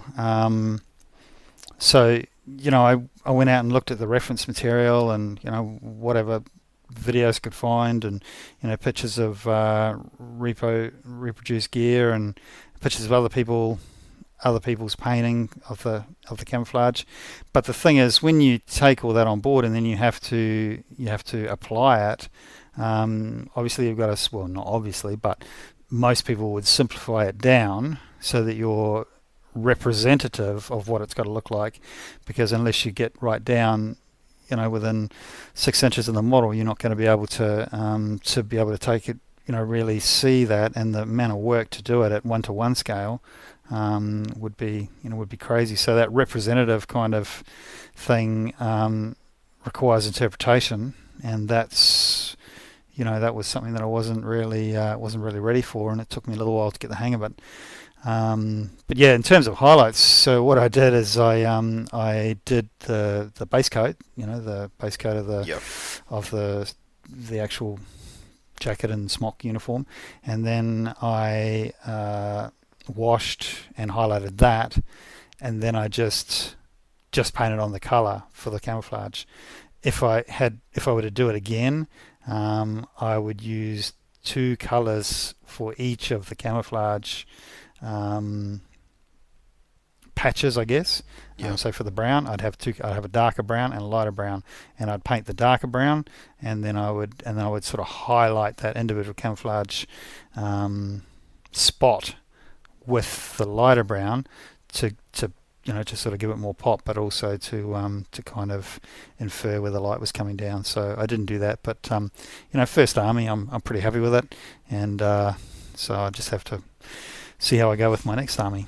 Oh, well, I think that's great, but you could go back and do that now. You've got your one colour of camouflage on top, and if that was, you've got 2 choices then. Like, you can either, if it was the lighter colour that you wanted to end up with as the majority of that splinter pattern, or you could put a hard edge dark line around that, or you could, if that was the darker part, then you could fill that then with your splinters of the lighter colour. So it's something you can go and revisit now, because you have highlighted the smock, and essentially you've done all the hard work, you've done the foundation, and now you're getting it on the table, you're playing with it, and you can go back and revisit it. And what I find, and I have painted a lot of armies.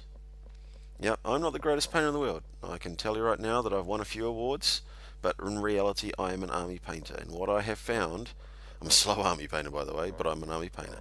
What I have found is this, that if you are painting and then you're playing with those models, well, playing with them makes you want to paint some more, and painting with them makes you want to play with them some more, and it's just a spiral of good times and fun. So that's the way to do it, and I think you did a great job of doing that.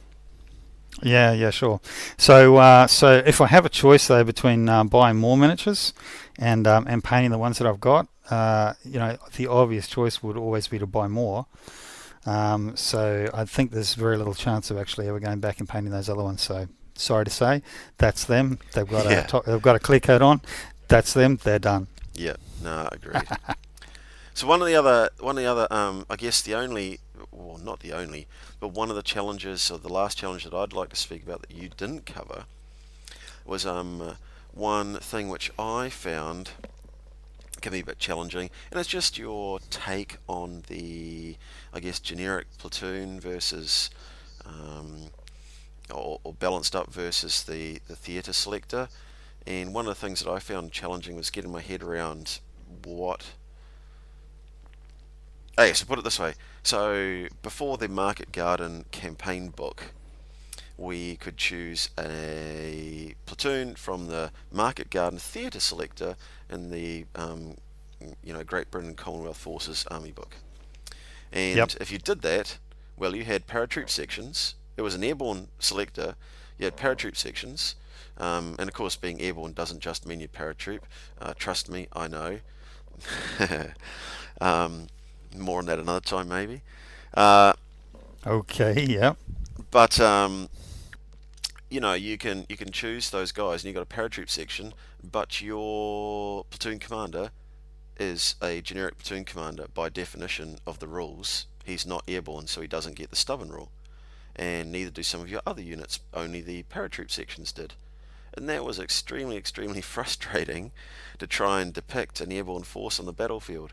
And if you look at some of the way that, for instance, the Fallshirmjager theatre selector from Duel in the Sun differed from a generic reinforced platoon that was built around Fallschirmjäger from the German army book. Again, you've got one that's where everyone's stubborn, so where finally all your attachments, your support weapons, your platoon command, etc., are all stubborn because they're recognised as being Fallschirmjäger. And thank goodness in the Market Garden book we could then do that with the airborne forces, be it you're trying to depict paratroopers or generic airborne troops. And I think that's one of the things that frustrates me when people say that they want to have not have theatre selectors in their events, because I look at it and think, well, I know there are some really challenging and some pretty Ken Barlow theatre selectors out there, and some people really abuse them, but in actual fact a lot of them are at least an effort to make a more realistic force buildable, rather than having like you've got one platoon of Northumberland Fusiliers or something over here, then one section of Northumberland Fusiliers over there, and one section of paratroopers over here, and a generic platoon commander over there, and then this over there, and then that over there, which is what that people can quite easily depict from the generic platoon. So yeah, that was one of the limitations that bugged me, and thank God, being an airborne player, that I've got the Market Garden book come along soon after I started, because I found that frustrating. Yeah. Okay. That's interesting. So I guess in terms of the whole mix and match thing, what is the intent? Is the intent that everyone at a tournament or an event, whatever you want to call it, will be playing out of the core rulebook? Or is the intent that everybody will be playing out of the core rulebook and the army list books? What do you think Warlord's intent is for that? And then to go on from that, is the intent that only people that are sort of playing campaigns, some mates around a table or a club that are working through a campaign, play those, in inverted commas, imbalanced lists from the campaign books? Is that what their thinking is, do you think? Look, my belief is that they've never defined it correctly, and my belief is that they've said, like it's like the FAQ thing, they're never going to FAQ the selectors and so on and so forth for campaign books and theatre books and so on and so forth, because they're considered to be more parlour games than open play. But the reality is, those are building and enriching the system, and therefore by putting them out, they should be FAQing them. And if they're not going to FAQ them, then when they put them out, they need to be of a good enough quality that they'll stand by them and say, we have published this, so therefore you can use it.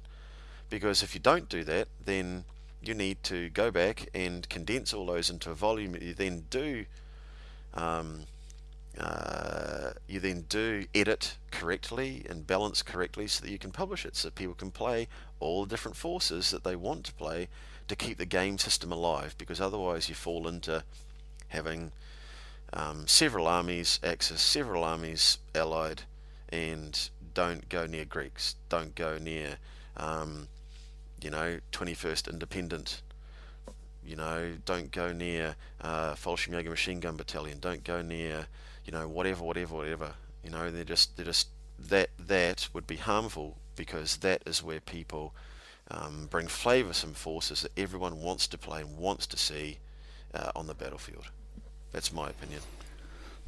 Yeah, it is interesting. I know I heard somebody saying in a podcast, just I think it was offhanded, that they played with Alessio, and I think the general thing was that he was more keen for a core game.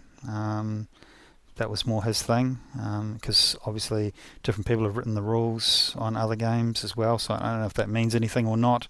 And with the greatest respect to Alessio, yes, he also thought that the way he had for Warhammer Fantasy was to just have one way to play the game and publish it in Warhammer Fantasy 7th edition. That did not turn out well. Okay. That way leads to staleness and boredom. Yeah, so coming back to what you were saying before, with your core rulebook games, where guys turn up at the club and they just play the same armies over and over again, you get that guy that brings his Panzervorsorge again every time. That's a joke, by the way. But that's all right. That's all right. I knew you were having a look in the mirror. Yep. So and it does get a bit samey, and I imagine, and there's only so many combinations you can do. Having said that, I just played some scenarios, some D-Day scenarios out of the there's a Battleground Europe book, the one that handles from D-Day through to Germany. Yeah, and how did you get on with that, by the way? I won one and lost one. But the thing that I thought was really great about it was, after not having ever played anything, I've got a stack of those books. I've got a big stack of those books, but I haven't actually really played any of them. I've just concentrated on the core game. So no minefields, just your basic scenarios. Roll a dice and you get the scenario, and that's that. But the two games that I played, one had some special rules and had some battle some minefields. The other one was escape from the salient just after D-Day salient. Falaise Pocket. Falaise Pocket, that's it. Escape from Falaise Pocket, and that was really weird because the game was about me being the German player running for my life, and everything was turned on its head, and all the rules, if you like, in terms of the way that I was playing the game, got completely turned on their head. So I really, really enjoyed that because it was different to what I'd played before. And I guess that's what you get when you play a different army, when you're playing the Finns, or you're playing a unit that has, or a game that has smoke or weather effects, or minefields, or some army that has a different feature. That's where you really get that interest. So yeah. I agree. So I can see your frustration. Coming back to your original thing, I can see your frustration on that, and because you've got a lot of interest and historical knowledge, particularly in your army, that would be frustrating. With me, I'm learning as I go, and but I have less buy-in, so I'm just happy to play anything for now. Yeah. It might be time to blow my cover. So I guess a lot of people could be sitting there going, well, how interesting. You've chosen British Airborne. Okay, you're going to be that guy. So I might just divulge. So I used to be in the New Zealand Army, and then after that I went and joined the British Army. And in the British Army, I was in the Parachute Regiment, and I spent many years in the 2nd Battalion, the Parachute Regiment, and so that's really essentially where my love, obviously, for airborne forces comes from, and that's why I chose that army. It wasn't anything gamey, and that's why earlier you would have heard me talking about the way I think the army should be played in a fun and characterful way, and that's really with a passion that comes from that. So I guess that's why I chose it rather than any sort of gaminess, is that it's a real genuine love. So if you see my army on the battlefield and you see me maybe wearing a regimental t-shirt next to it, that's what that's all about. Does it hurt extra when I beat you? Yeah, yeah, I throw my dice and go, damn it, you've killed Bob, and get into the platoon position on the ground and throw my arms in the air, sort of a thing. But yeah, no. All right, sounds good. So, you also were mentioning to me earlier on about fitting all your toys in on the table because of the whole veteran thing. Oh, yeah, no, I think that's a challenge, but that's a good thing in the system.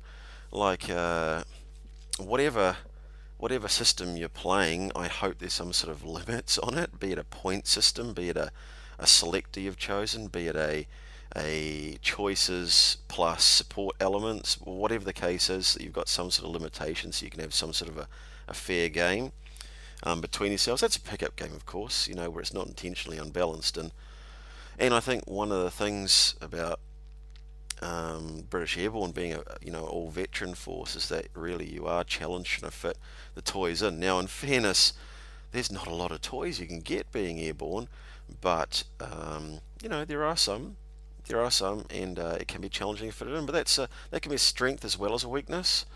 It's a strength of the system probably, and I think 1,000 points being a general sort of pickup game accepted around the world, although a lot of places are going to 1250.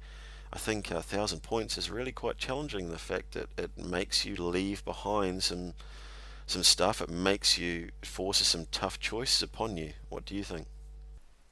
Yeah, yeah. I'm still coming to grips with all that, but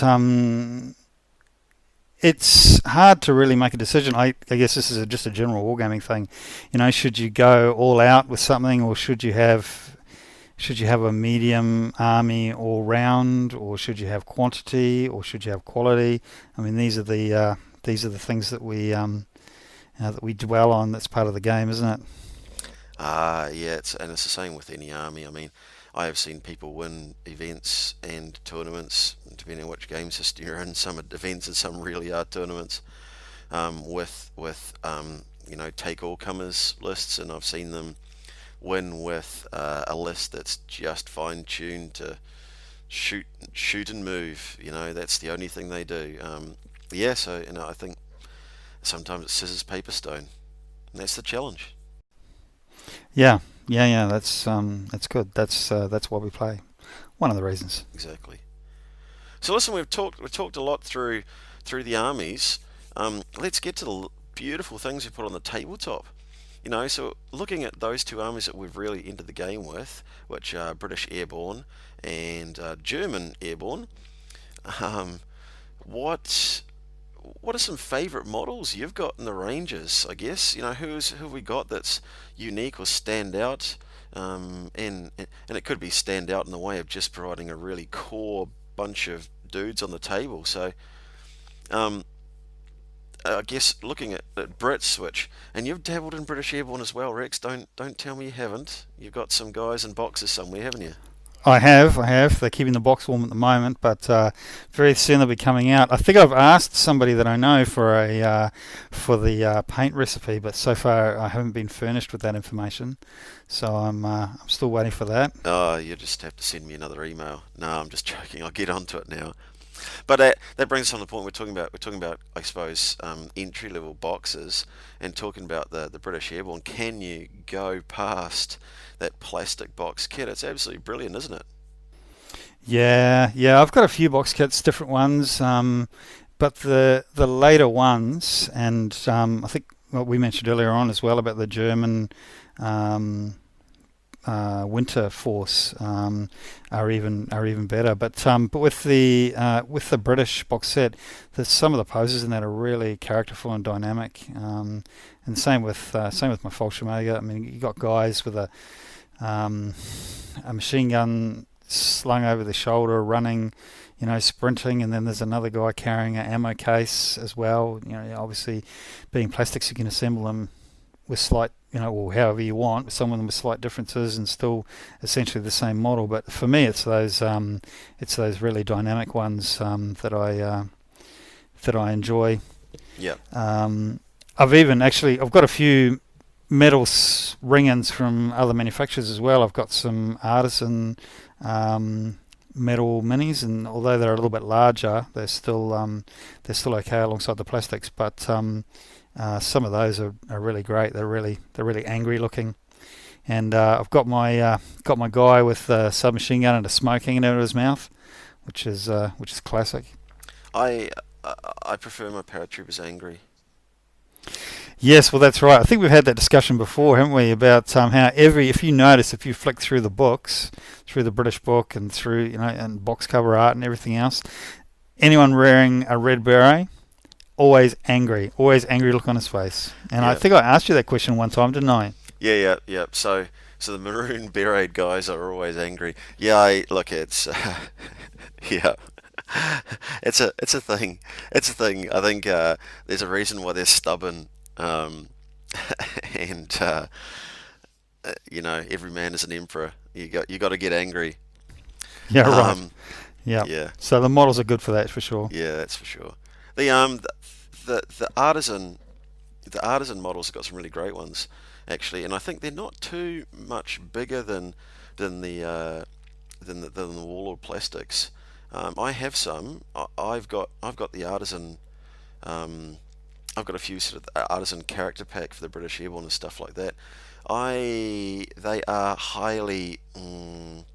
Their faces tend to be highly a bit caricature, like overemphasized sort of mouths going in sort of a few different directions at once. But the poses are quite nice. And the character pack was really nice. There's a beautiful um, uh, uh, two model assembly. You don't actually assemble it, but it's models cast together of a of a chap with a Sten gun carrying a wounded comrade, and that's absolutely beautiful model. And the faces on those are very, very good.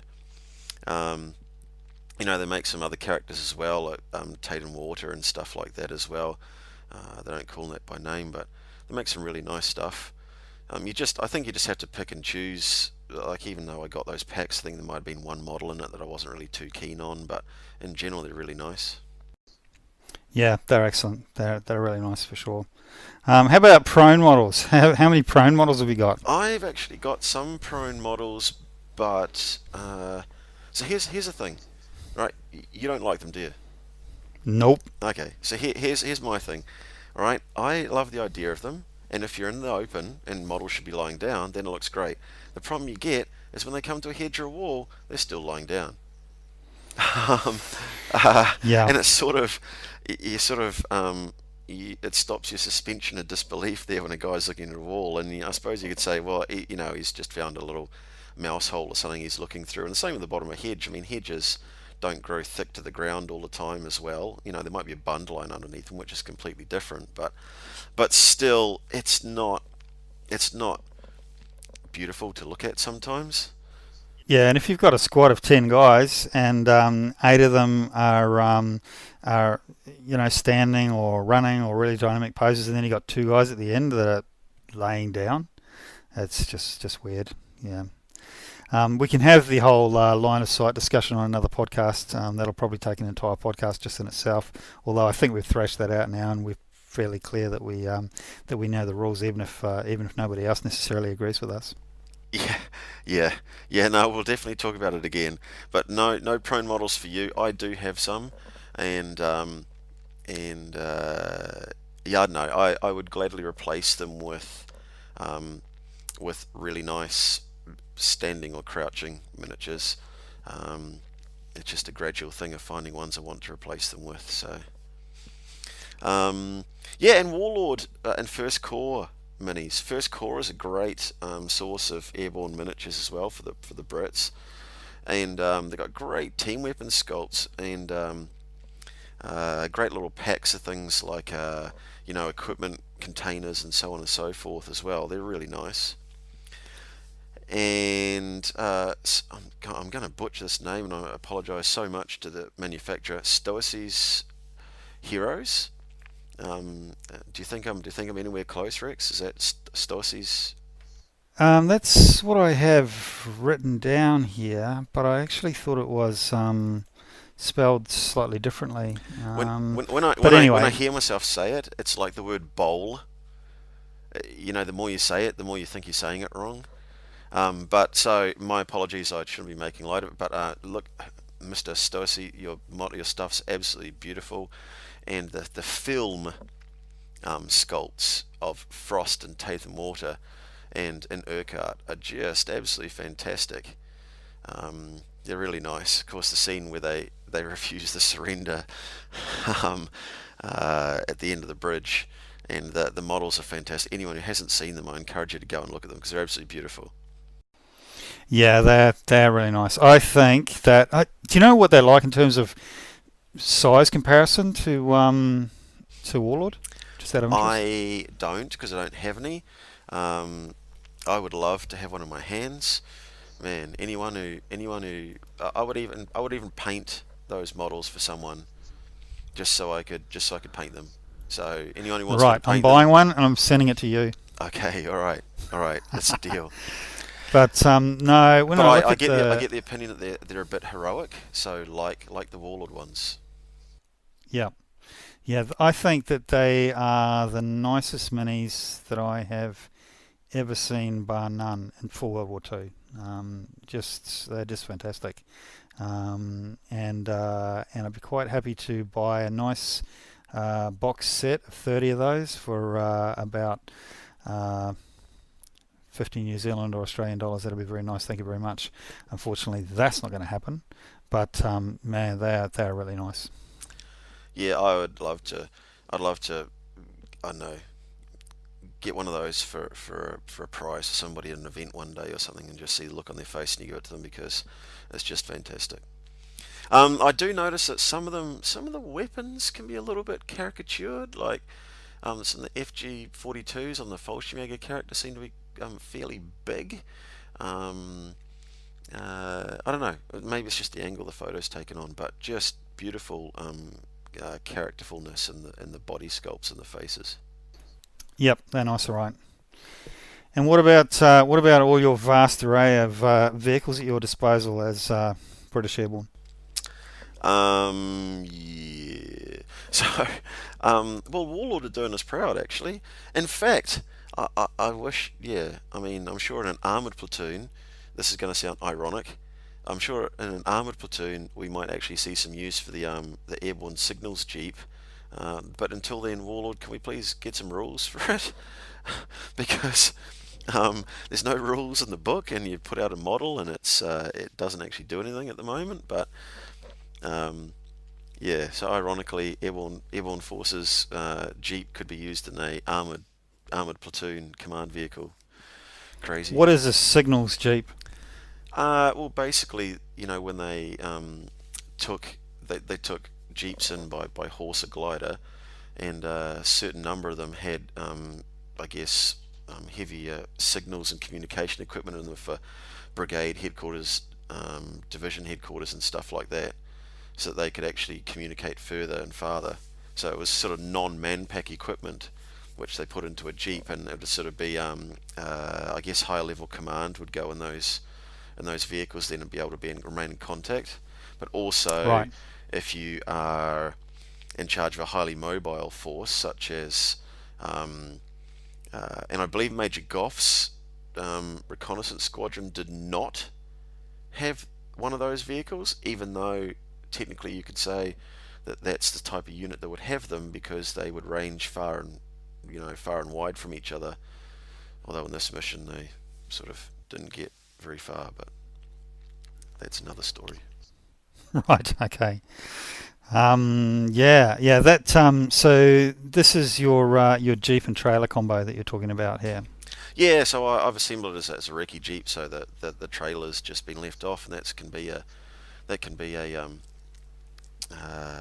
an objective or something like that. But there's actually a second. There's another vehicle called a Signals Jeep, which I'd like to get.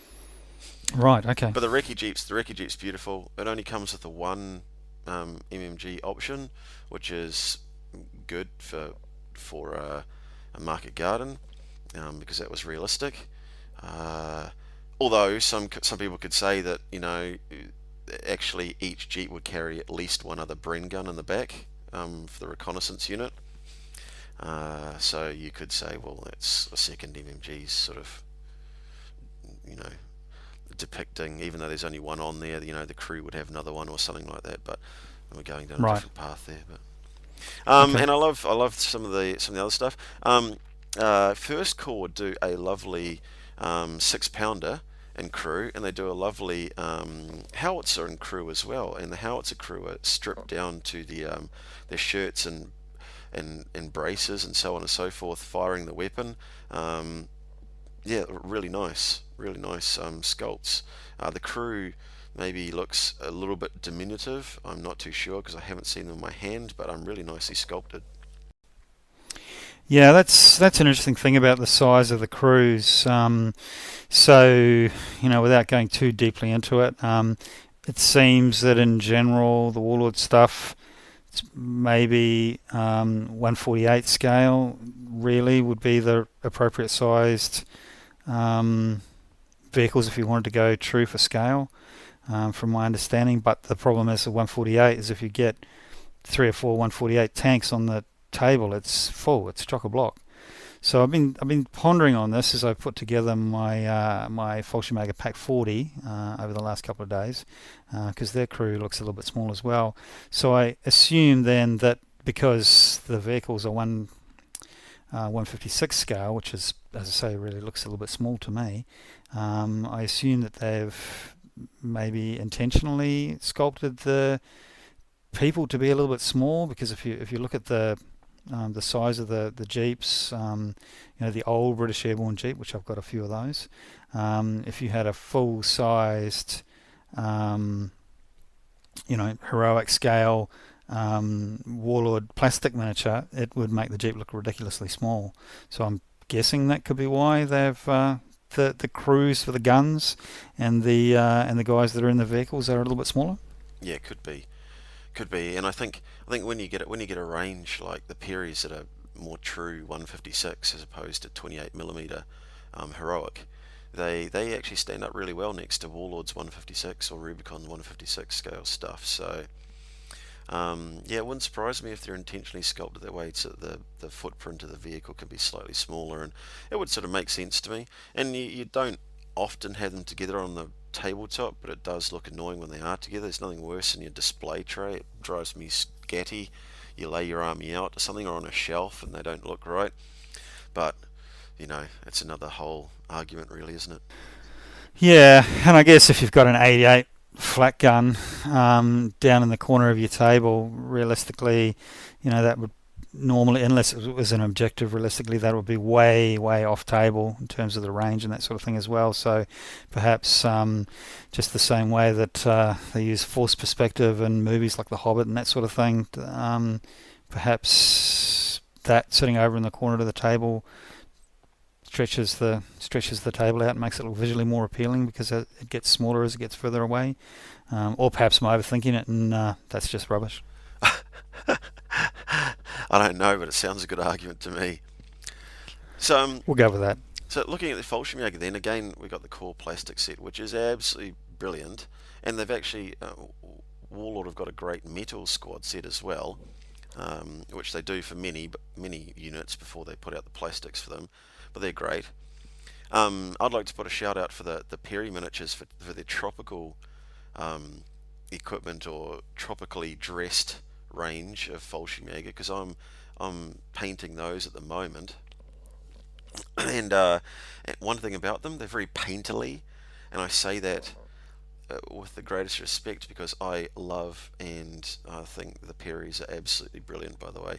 But I do notice that the more you paint detail with these guys, the more the detail comes out. So I suppose you could challenge it and say the paint, the detail's not as defined by itself. Maybe the detail's more caricatured on other sculpts, maybe, and the Perry miniatures are more realistic. But I tell you, as you paint them, they begin to look absolutely fantastic.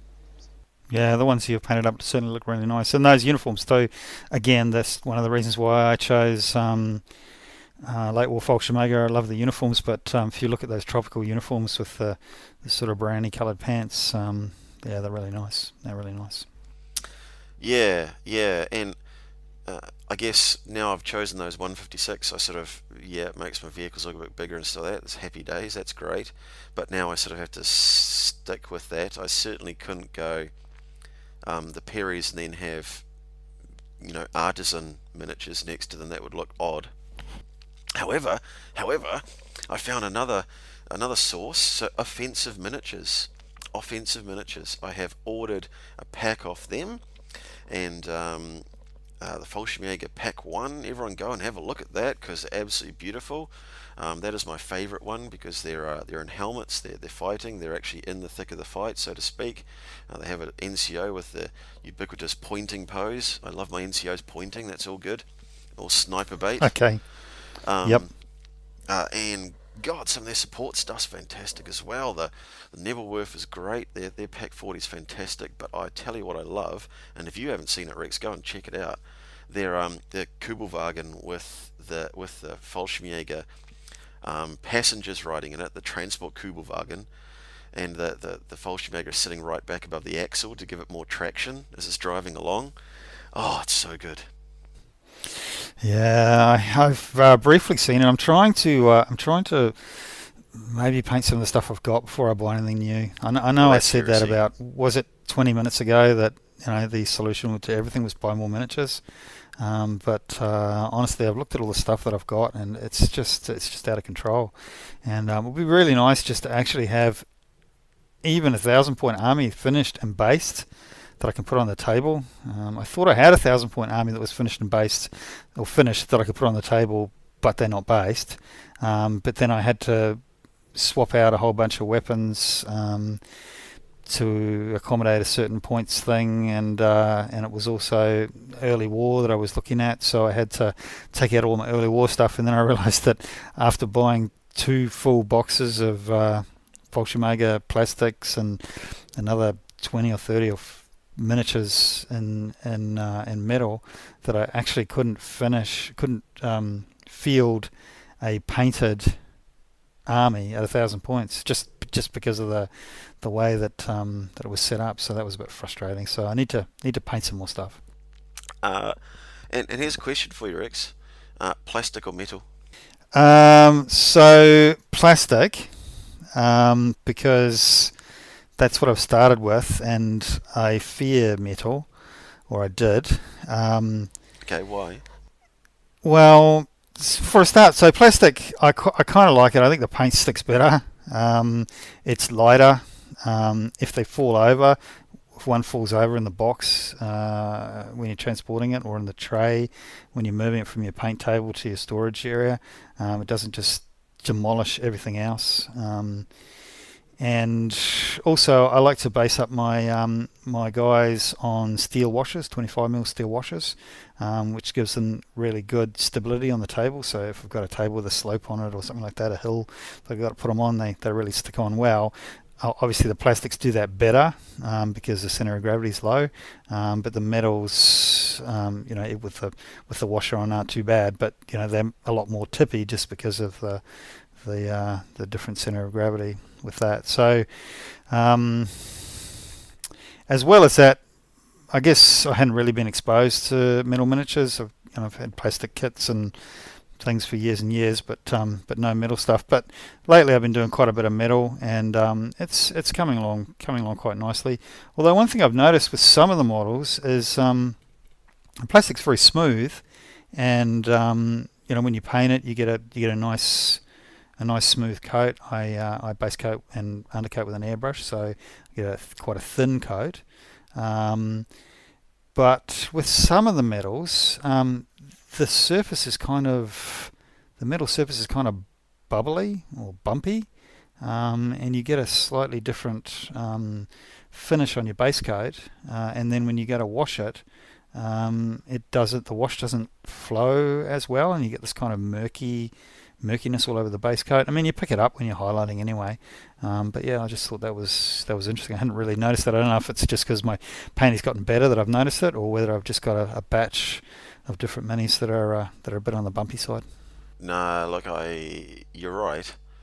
Metal miniatures remind me of giving a set of orders in the army when you're Joe Crow and you stand up there and you give your first set of orders on a junior NCO course or something, and you say the ground is flat, and then you get a slap around the ear from your instructor and you say the ground is never flat, the ground is undulating. And that's what metal miniatures are like. They are undulating. Yeah, they are. And when you're washing, that can tend to give you problems. But I'm coming to love them. So I think what I'm actually coming to love is the variety. As we said, the Artisan stuff was a little bit big. The Warlord's kind of the standard, just because I've got 2 box sets of them. So just numerically, I've got more Warlord than everything else. So from my mind, that's standard in inverted commas. But as I get more, gun crews and guys in trucks and that, I'm getting a variety of sizes, a variety of poses, a variety of different looks, and I think that that adds something to the army when you see it all laid out as well. I don't know about guys that are 8 mils higher than other guys. I think that looks good, but when they're a little bit different sizes and shapes and different sculpts, I think that does look good. Yeah, and when you go for the metal, you can go for because smaller producers tend to be in metal. Yes. Just because of the cost of the process and stuff like that, and you're opening yourself up to.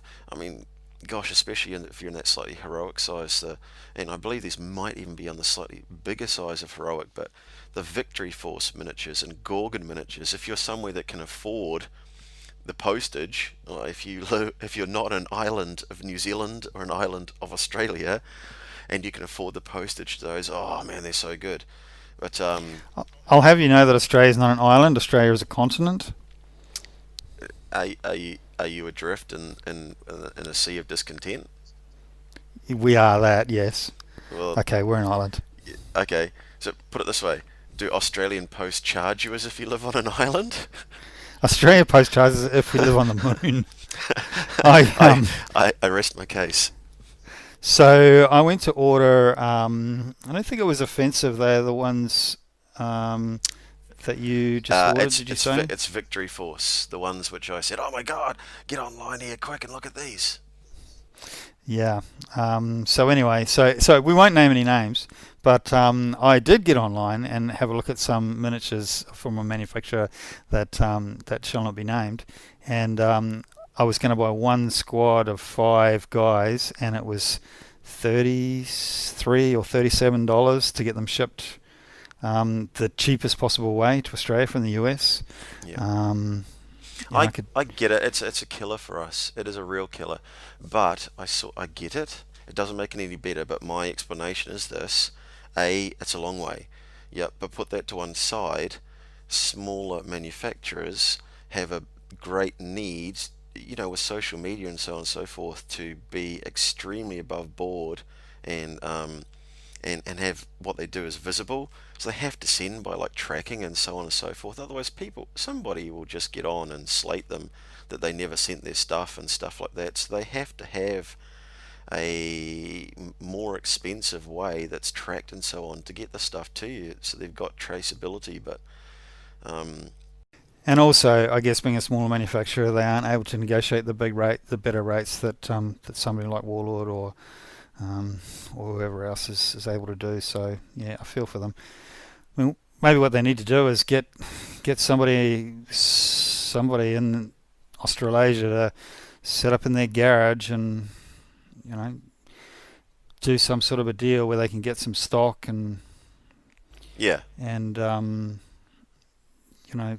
ship in bulk somehow or drop ship, like they do from eBay. You buy a toaster that's from clearly an Asian seller, but the thing gets here in 2 days. Clearly it didn't come from Hong Kong in 2 days, so they have places set up in Australia or New Zealand, that ship. So they have a warehouse, probably just some guy with a storage shed or a garage, and essentially all he does is goes and gets a prepackaged box and just slaps a label on it and ships it out. So those services are available. I don't know whether that would be prohibitively expensive for them, and I guess their market would be very small. I mean, how many hundreds would they sell of that miniature set in a year, perhaps, to Australia? Certainly wouldn't be in the thousands, I would think. So it's a tough gig all round, but it's one of those things where it's a chicken and egg thing. So if I can't buy their miniatures, then I'm not going to paint them up, and guys are not going to see them, and people are not going to say, great, I'm going to buy some of them too. So yeah, it's a no easy solution. It's tough. It's tough. I blame Australia Post. Yeah, I blame them because I'm in New Zealand and we've got New Zealand Post. New Zealand Post is awesome. Sorry, everyone. Yeah, Australia Post. We're trying not to get sued here, but Australia Post did an interesting thing with their business model, and split out various sections of their business model to be able to do different things. But certainly, let's just say I wish I had shares in Australian Post, because I feel they may be doing pretty well. All right, a bit controversial. All right, so moving on. So, not entirely quick fire, but a few quick things. So things we've learned in transition from other systems, and suggestions or tips for new or other war games players doing the same transition into bolt action. Go, Rex. Okay, so bolt action is a skirmish game, which means you need less minis. Awesome. Less minis equals less cost, faster to get stuff on the table, get a game, just play. Get some models, put them together, play. So that's one thing. Bolt action is a great community. It's friendly. I've never met anybody or heard anybody that wasn't anything but absolutely friendly so far. I'm sure there's guys out there and I'll meet them as time goes on, but in general, it's a great community. The plastic box sets are great value. So you get a set of 30 guys, which is enough to play a game. 600, 750 points, something like that. You don't have any support weapons with that, but you can still play. You can still play a great game with that, and those box sets go anywhere from $40-something, probably more like $50 on special, up to sort of $65 full price. And then all you really need is $5 worth of glue, and and you're playing. Pause there for effect, because I came here from Games Workshop, and when I was like, okay, Rex, I'll play this game. Hang on, if I cut my leg off out the back and take it to the shop, they might give me one box, because that's, it's like Christmas time, and I'm from GW, and I walked in and they were like, no, you can have your leg back. In the wargame store, have your leg back, take it back. We won't take anything. We'll just take some pocket money out for this entire one box, and this one box of inventory will probably do you for every single game that you will want to play, up to about 1,200 points for this game system. And I was like, what? Excuse me? Yeah. What do you mean? Yeah, what do you mean it doesn't come in boxes of 5 for $100? What's the story? Yeah. So I think the price of that starter army for British Airborne is one of the cheapest sets out there. I don't know why, but it's because it's a great set. But it's one of the cheapest sets out there. British it's 1,000. The best. Well, that could be true. Thank you. It's 1,000 points in the box, I believe, and the box goes for around about $130, something like that. Yeah, something like that. I actually think it's cheaper than that. I think it's just over $100, like $109. Yeah, I think I may have got a deal for you, but I think the normal price is around $130 or something like that. And as you say, that's everything you need. All you need is glue, and you're playing the game. And some dice and that as well. But there's ways and means of getting around that. So that's the a entry really cost is great surprisingly entry. awesome for someone coming from Yeah. another game system. I know for some people coming in, they're like, oh my god, this money.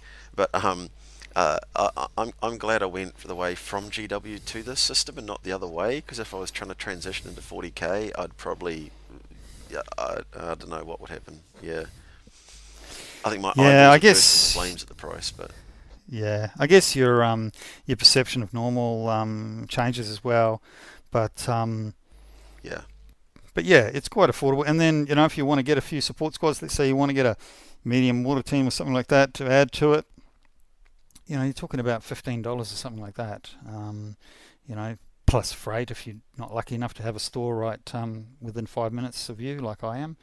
But you can easily build stuff up. So that's a really great entry price. So it gives you the opportunity to be able to get a game going. So you can go down and buy that box at 9 a.m. Saturday morning, and what's it going to take to put together a few squads of guys? 3 hours, something like that, and then you'll be playing by lunchtime. yeah. So it's really is a great entry.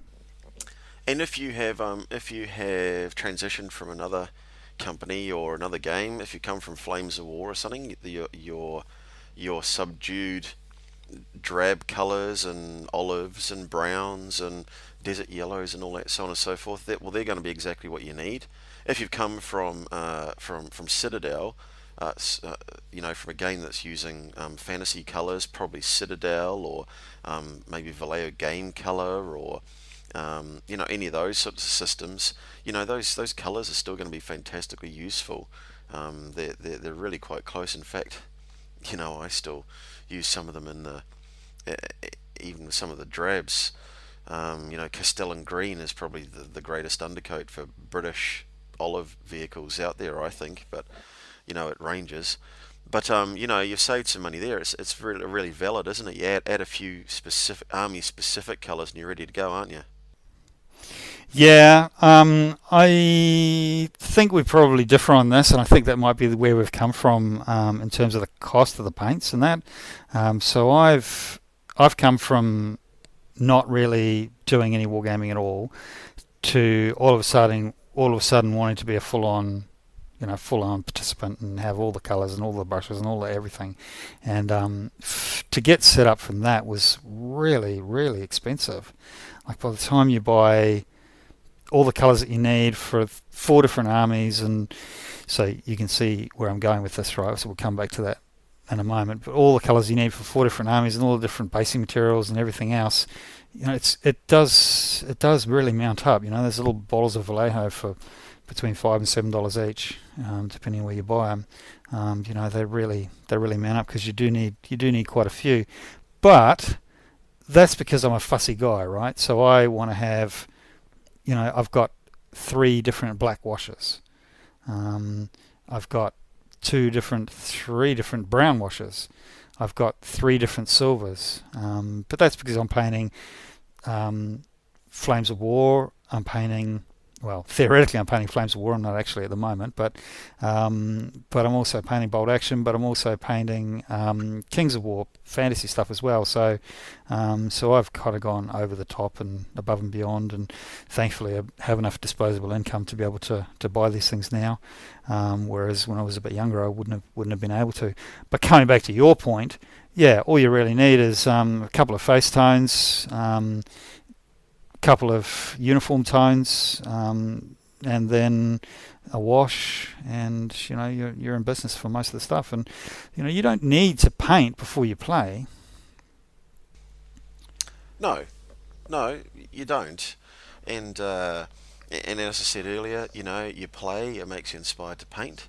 You paint, and then you want it inspired to play, and so on and so forth. It's a cycle, and especially when you're starting out. If you're starting out with a buddy at the same time, and or get yourself down to a club and just tell them you want to play some games. They're not going to beat you up because you don't have an army ready on the tabletop. Worst thing I ever did when I started or restarted getting into fantasy in about 99, I think it was I saw these beautiful pictures in White Dwarf magazine, and they were so inspirational, but I was so dedicated to getting my army in some percentage of that good, if it was 10% that good, but all painted before I even went to the local club, and subsequently it took me ages before I actually got a game. So don't do that. Don't be like me. Get stuck in. Yeah. Yeah, I think you see so many guys. There's guys, I won't name them, but there's guys out in the bolt action community as well that just have the most beautiful painted miniatures. And these are guys. Some of them have come from Games Workshop as well as sort of employees and that, from what I understand. And their stuff is so nice. And I have two minds on that. Firstly, I find it incredibly inspiring, but secondly, there's just no way that I can do a paint job that's that good, and I do find that a bit of a downer. But I think the thing is just to, again, because it's bolt action, it's 30 guys in a couple of vehicles. Just get on and slap some paint on them, do the best you can. When you do your next army, which you may never, but there's a good chance that you will, then do a better job, and that's what I'm doing now. So this is what my current project on face painting is all about. I'm not going to change the recipe that I've got for face painting this army, but when I do the next army, I'm going to leapfrog and do it a bit better from there. So yeah, I think what you're saying is right about getting stuff painted, get it on the table. Don't invest too much in it, but know that as you play, you're probably going to get more interested in history, and you're going to get more interested in painting, and as you paint, you're going to get more interested in history because you're going to want to know about the uniforms, and as you model, you're going to know, why is this weapon like this, and it just and it just builds on each other in a good way. Here. Couldn't have said it better. All right then, Rex. I think we've got to wrap up. I believe you might have some questions for me in a minute, so let's go into those. Great stuff. Quick fire question time. 5 questions. What are you reading currently? I am reading Berlin, The Downfall, 1945 by Anthony Beevor. Huh. I bet that's heavy going. It is actually really heavy going, and it's not my favourite theatre, and I sort of feel like I need to have a shower after I read every couple of pages because it's that down and dirty, and I can't wait till I get on my next book. What are you reading? I'm reading, just as it happens, I'm reading The Second World War by Anthony Beevor. And I've just read the bit about the invasion of Russia, which is exactly the flip side of yours. And to be honest, Germans invading Russia, I feel like I need to have a shower after it as well. So yeah, it's an interesting thing. Yeah, it's pretty bad, eh? And just 1 second on that. It's nothing to do with Anthony Beevor, it's just the subject matter, and I think he intersperses fact and wordiness of names and units and stuff like that with really good stories and stuff. And I'm looking forward to my next book, which is one of his, Crete, the Battle and the Resistance. So yeah, great writer. Just the subject matter is just not my favourite. I'm finding it hard to power on through. Yeah, for sure. All right, what are you assembling? Ooh, I am assembling Fallshirmjager, believe it or not. And in particular, I am assembling what have I got? I've got an Opel Blitz, and after that, hopefully in the mail, I will have a Recce Kugelwagen by Perry Miniatures. Nice. All right, currently I'm assembling a mate's Soviets, and you know what? There's a lot of Soviets in that box. A lot of Soviets. Yeah, someone tried paying me once to paint a Soviet army, and I sort of said I'd rather stick needles in my eyes because I could just imagine how many Soviets he'd have, because this guy did describe it as a small horde, and I was just like, of Soviets, how many Soviets is that? But yeah. And more Fallshirmjager, of course. nice. What are you painting? I am painting Tropical Perry Fallshirmjager for a spoilers for a Fallshirmjager force based around Primusol Bridge in Sicily. What are you Nice. painting? I'm painting faces. I'm trying to up my face technique. If it doesn't go well, just turn So the I've, other cheek. yeah, fair enough. Yeah, I've gone out and spent $60 on paint just for faces. More than that probably actually. But yeah, it's going okay. That sounds like somebody gave you some advice and told you had to go and buy certain paints. Yeah, that's right. Yeah, it just wouldn't work with my brand of paint. It had to be theirs. Who could that have been? But is it actually working? And credit where credit's due. So a little bit more detail. What paints were they, and is it working? So it's Citadel paints. Citadel, yeah, yeah. Um, it's working, yeah, yeah. Interestingly, I've been using your box standard Vallejo for everything, and I've got about $1 zillion worth of Vallejo, but I haven't really had any exposure to the Citadel stuff. But the paint itself is different. Their base layers are they've got a high amount of pigment in them, and they cover very well, especially over black undercoat. And I'm finding that it's a lot easier to do the face painting job with the Citadel paint. So yeah, watch the space. But yeah, generally I'm pretty happy with how it's progressing. Some room for improvement for sure. But before I start painting my next army, I want to have a new face plan, and then get them all consistent with the new plan. Yeah, and can I just credit where credit's due, Rex? And you're obviously being modest, but your faces you're painting now are the best I've ever seen you do, and they are excellent. And I hope that we find a home for some photographic content to go with this podcast because I'd love to show people them. They're great work. Great work. All right, thanks for that, and thank you for the recipe. All right, what are you buying? Ah, well. So I ordered my Opal Blitz and got it. So it was great. More on that another time. But I've got a Warlord 88 coming from Warlord, and yeah, I'm looking forward to getting that. But what are you getting free in the mail from Reader's Digest that definitely you didn't buy? Yes. Yes, apparently my wife told me that I did get some more free in the mail samples, and that was another 88, same as yours. So the Warlord one. So that's quite nice. That's just arrived in the last couple of days.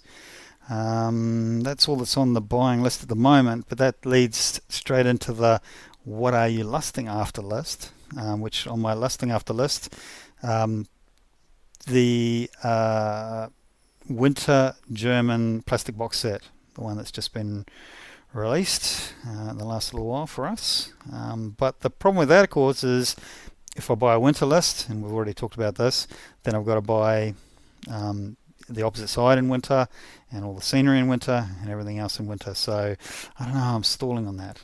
It seems like a big jump off. Yeah, yeah, but I mean the stuff's great. The way they've got that to be the whole war, from the early weapons and stuff like that.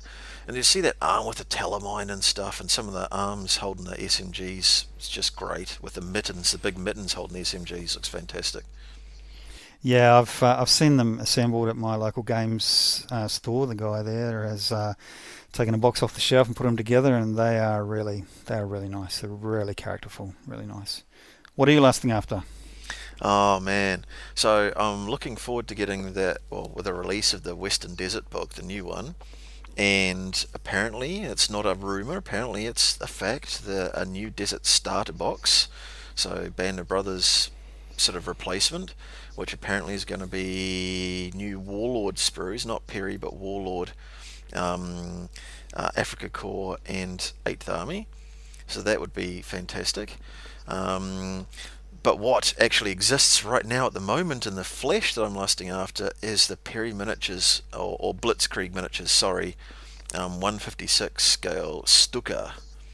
Man, I really want that. 156 scale Stuka. Is that to be like a set piece, or is that actually for an air attack?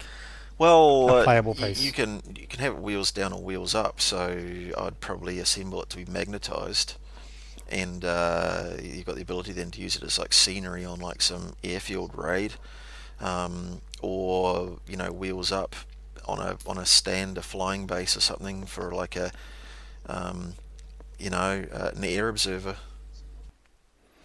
Very cool. At 156, it must be huge. I'll be interested to see how that pans out for you, because I've got on a future podcast we'll have to have a chat about the Warlord aircraft rules. I find that quite interesting. Yeah, definitely. All right, that's probably enough for one episode. I hope people have enjoyed listening to us. Have you enjoyed it as much as I have, Rex? I have, surprisingly, I've enjoyed the sound of my own voice, but it's one of those things where you start out and you think, yeah, we don't really have much to say, but then as it goes on, you start adding things to the list, and there's a lot of interesting stuff to say. So some of the things that we might have coming up in a future episode, just to mention here as a bit of a teaser, my list includes Miniature Wargames the movie, social communications, and the question of buying at the local game shop and supporting that guy versus buying on the internet. How about True Line of Sight? Always a good one. Oh man, Pandora's box. It's like Yep. it's like Baldrick's trousers. That one, should never be opened. Yes, I'm with you on that. Yeah. I'd love to talk about some of those things as well, and I guess I got some thoughts on obviously some rules stuff, and some discussions about miniature ranges and painting and stuff as well. So I really hope that people can join us again for next time. Great stuff. And so what we'll do is we'll work out a bit of a back channel, so that if anybody wants to correct us on our rules or comment on our ludicrous ideas, they can do so.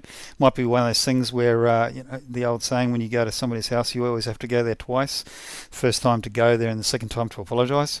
So we might have to have a rules correction session in the next podcast, hopefully not too badly. But that's been great. Well, it's been great talking to you, Dan. Yeah, you too. So say goodnight, Rex. All right, and good night, Dan. Okay, stay classy, Normandy. All right, clear for now. And out.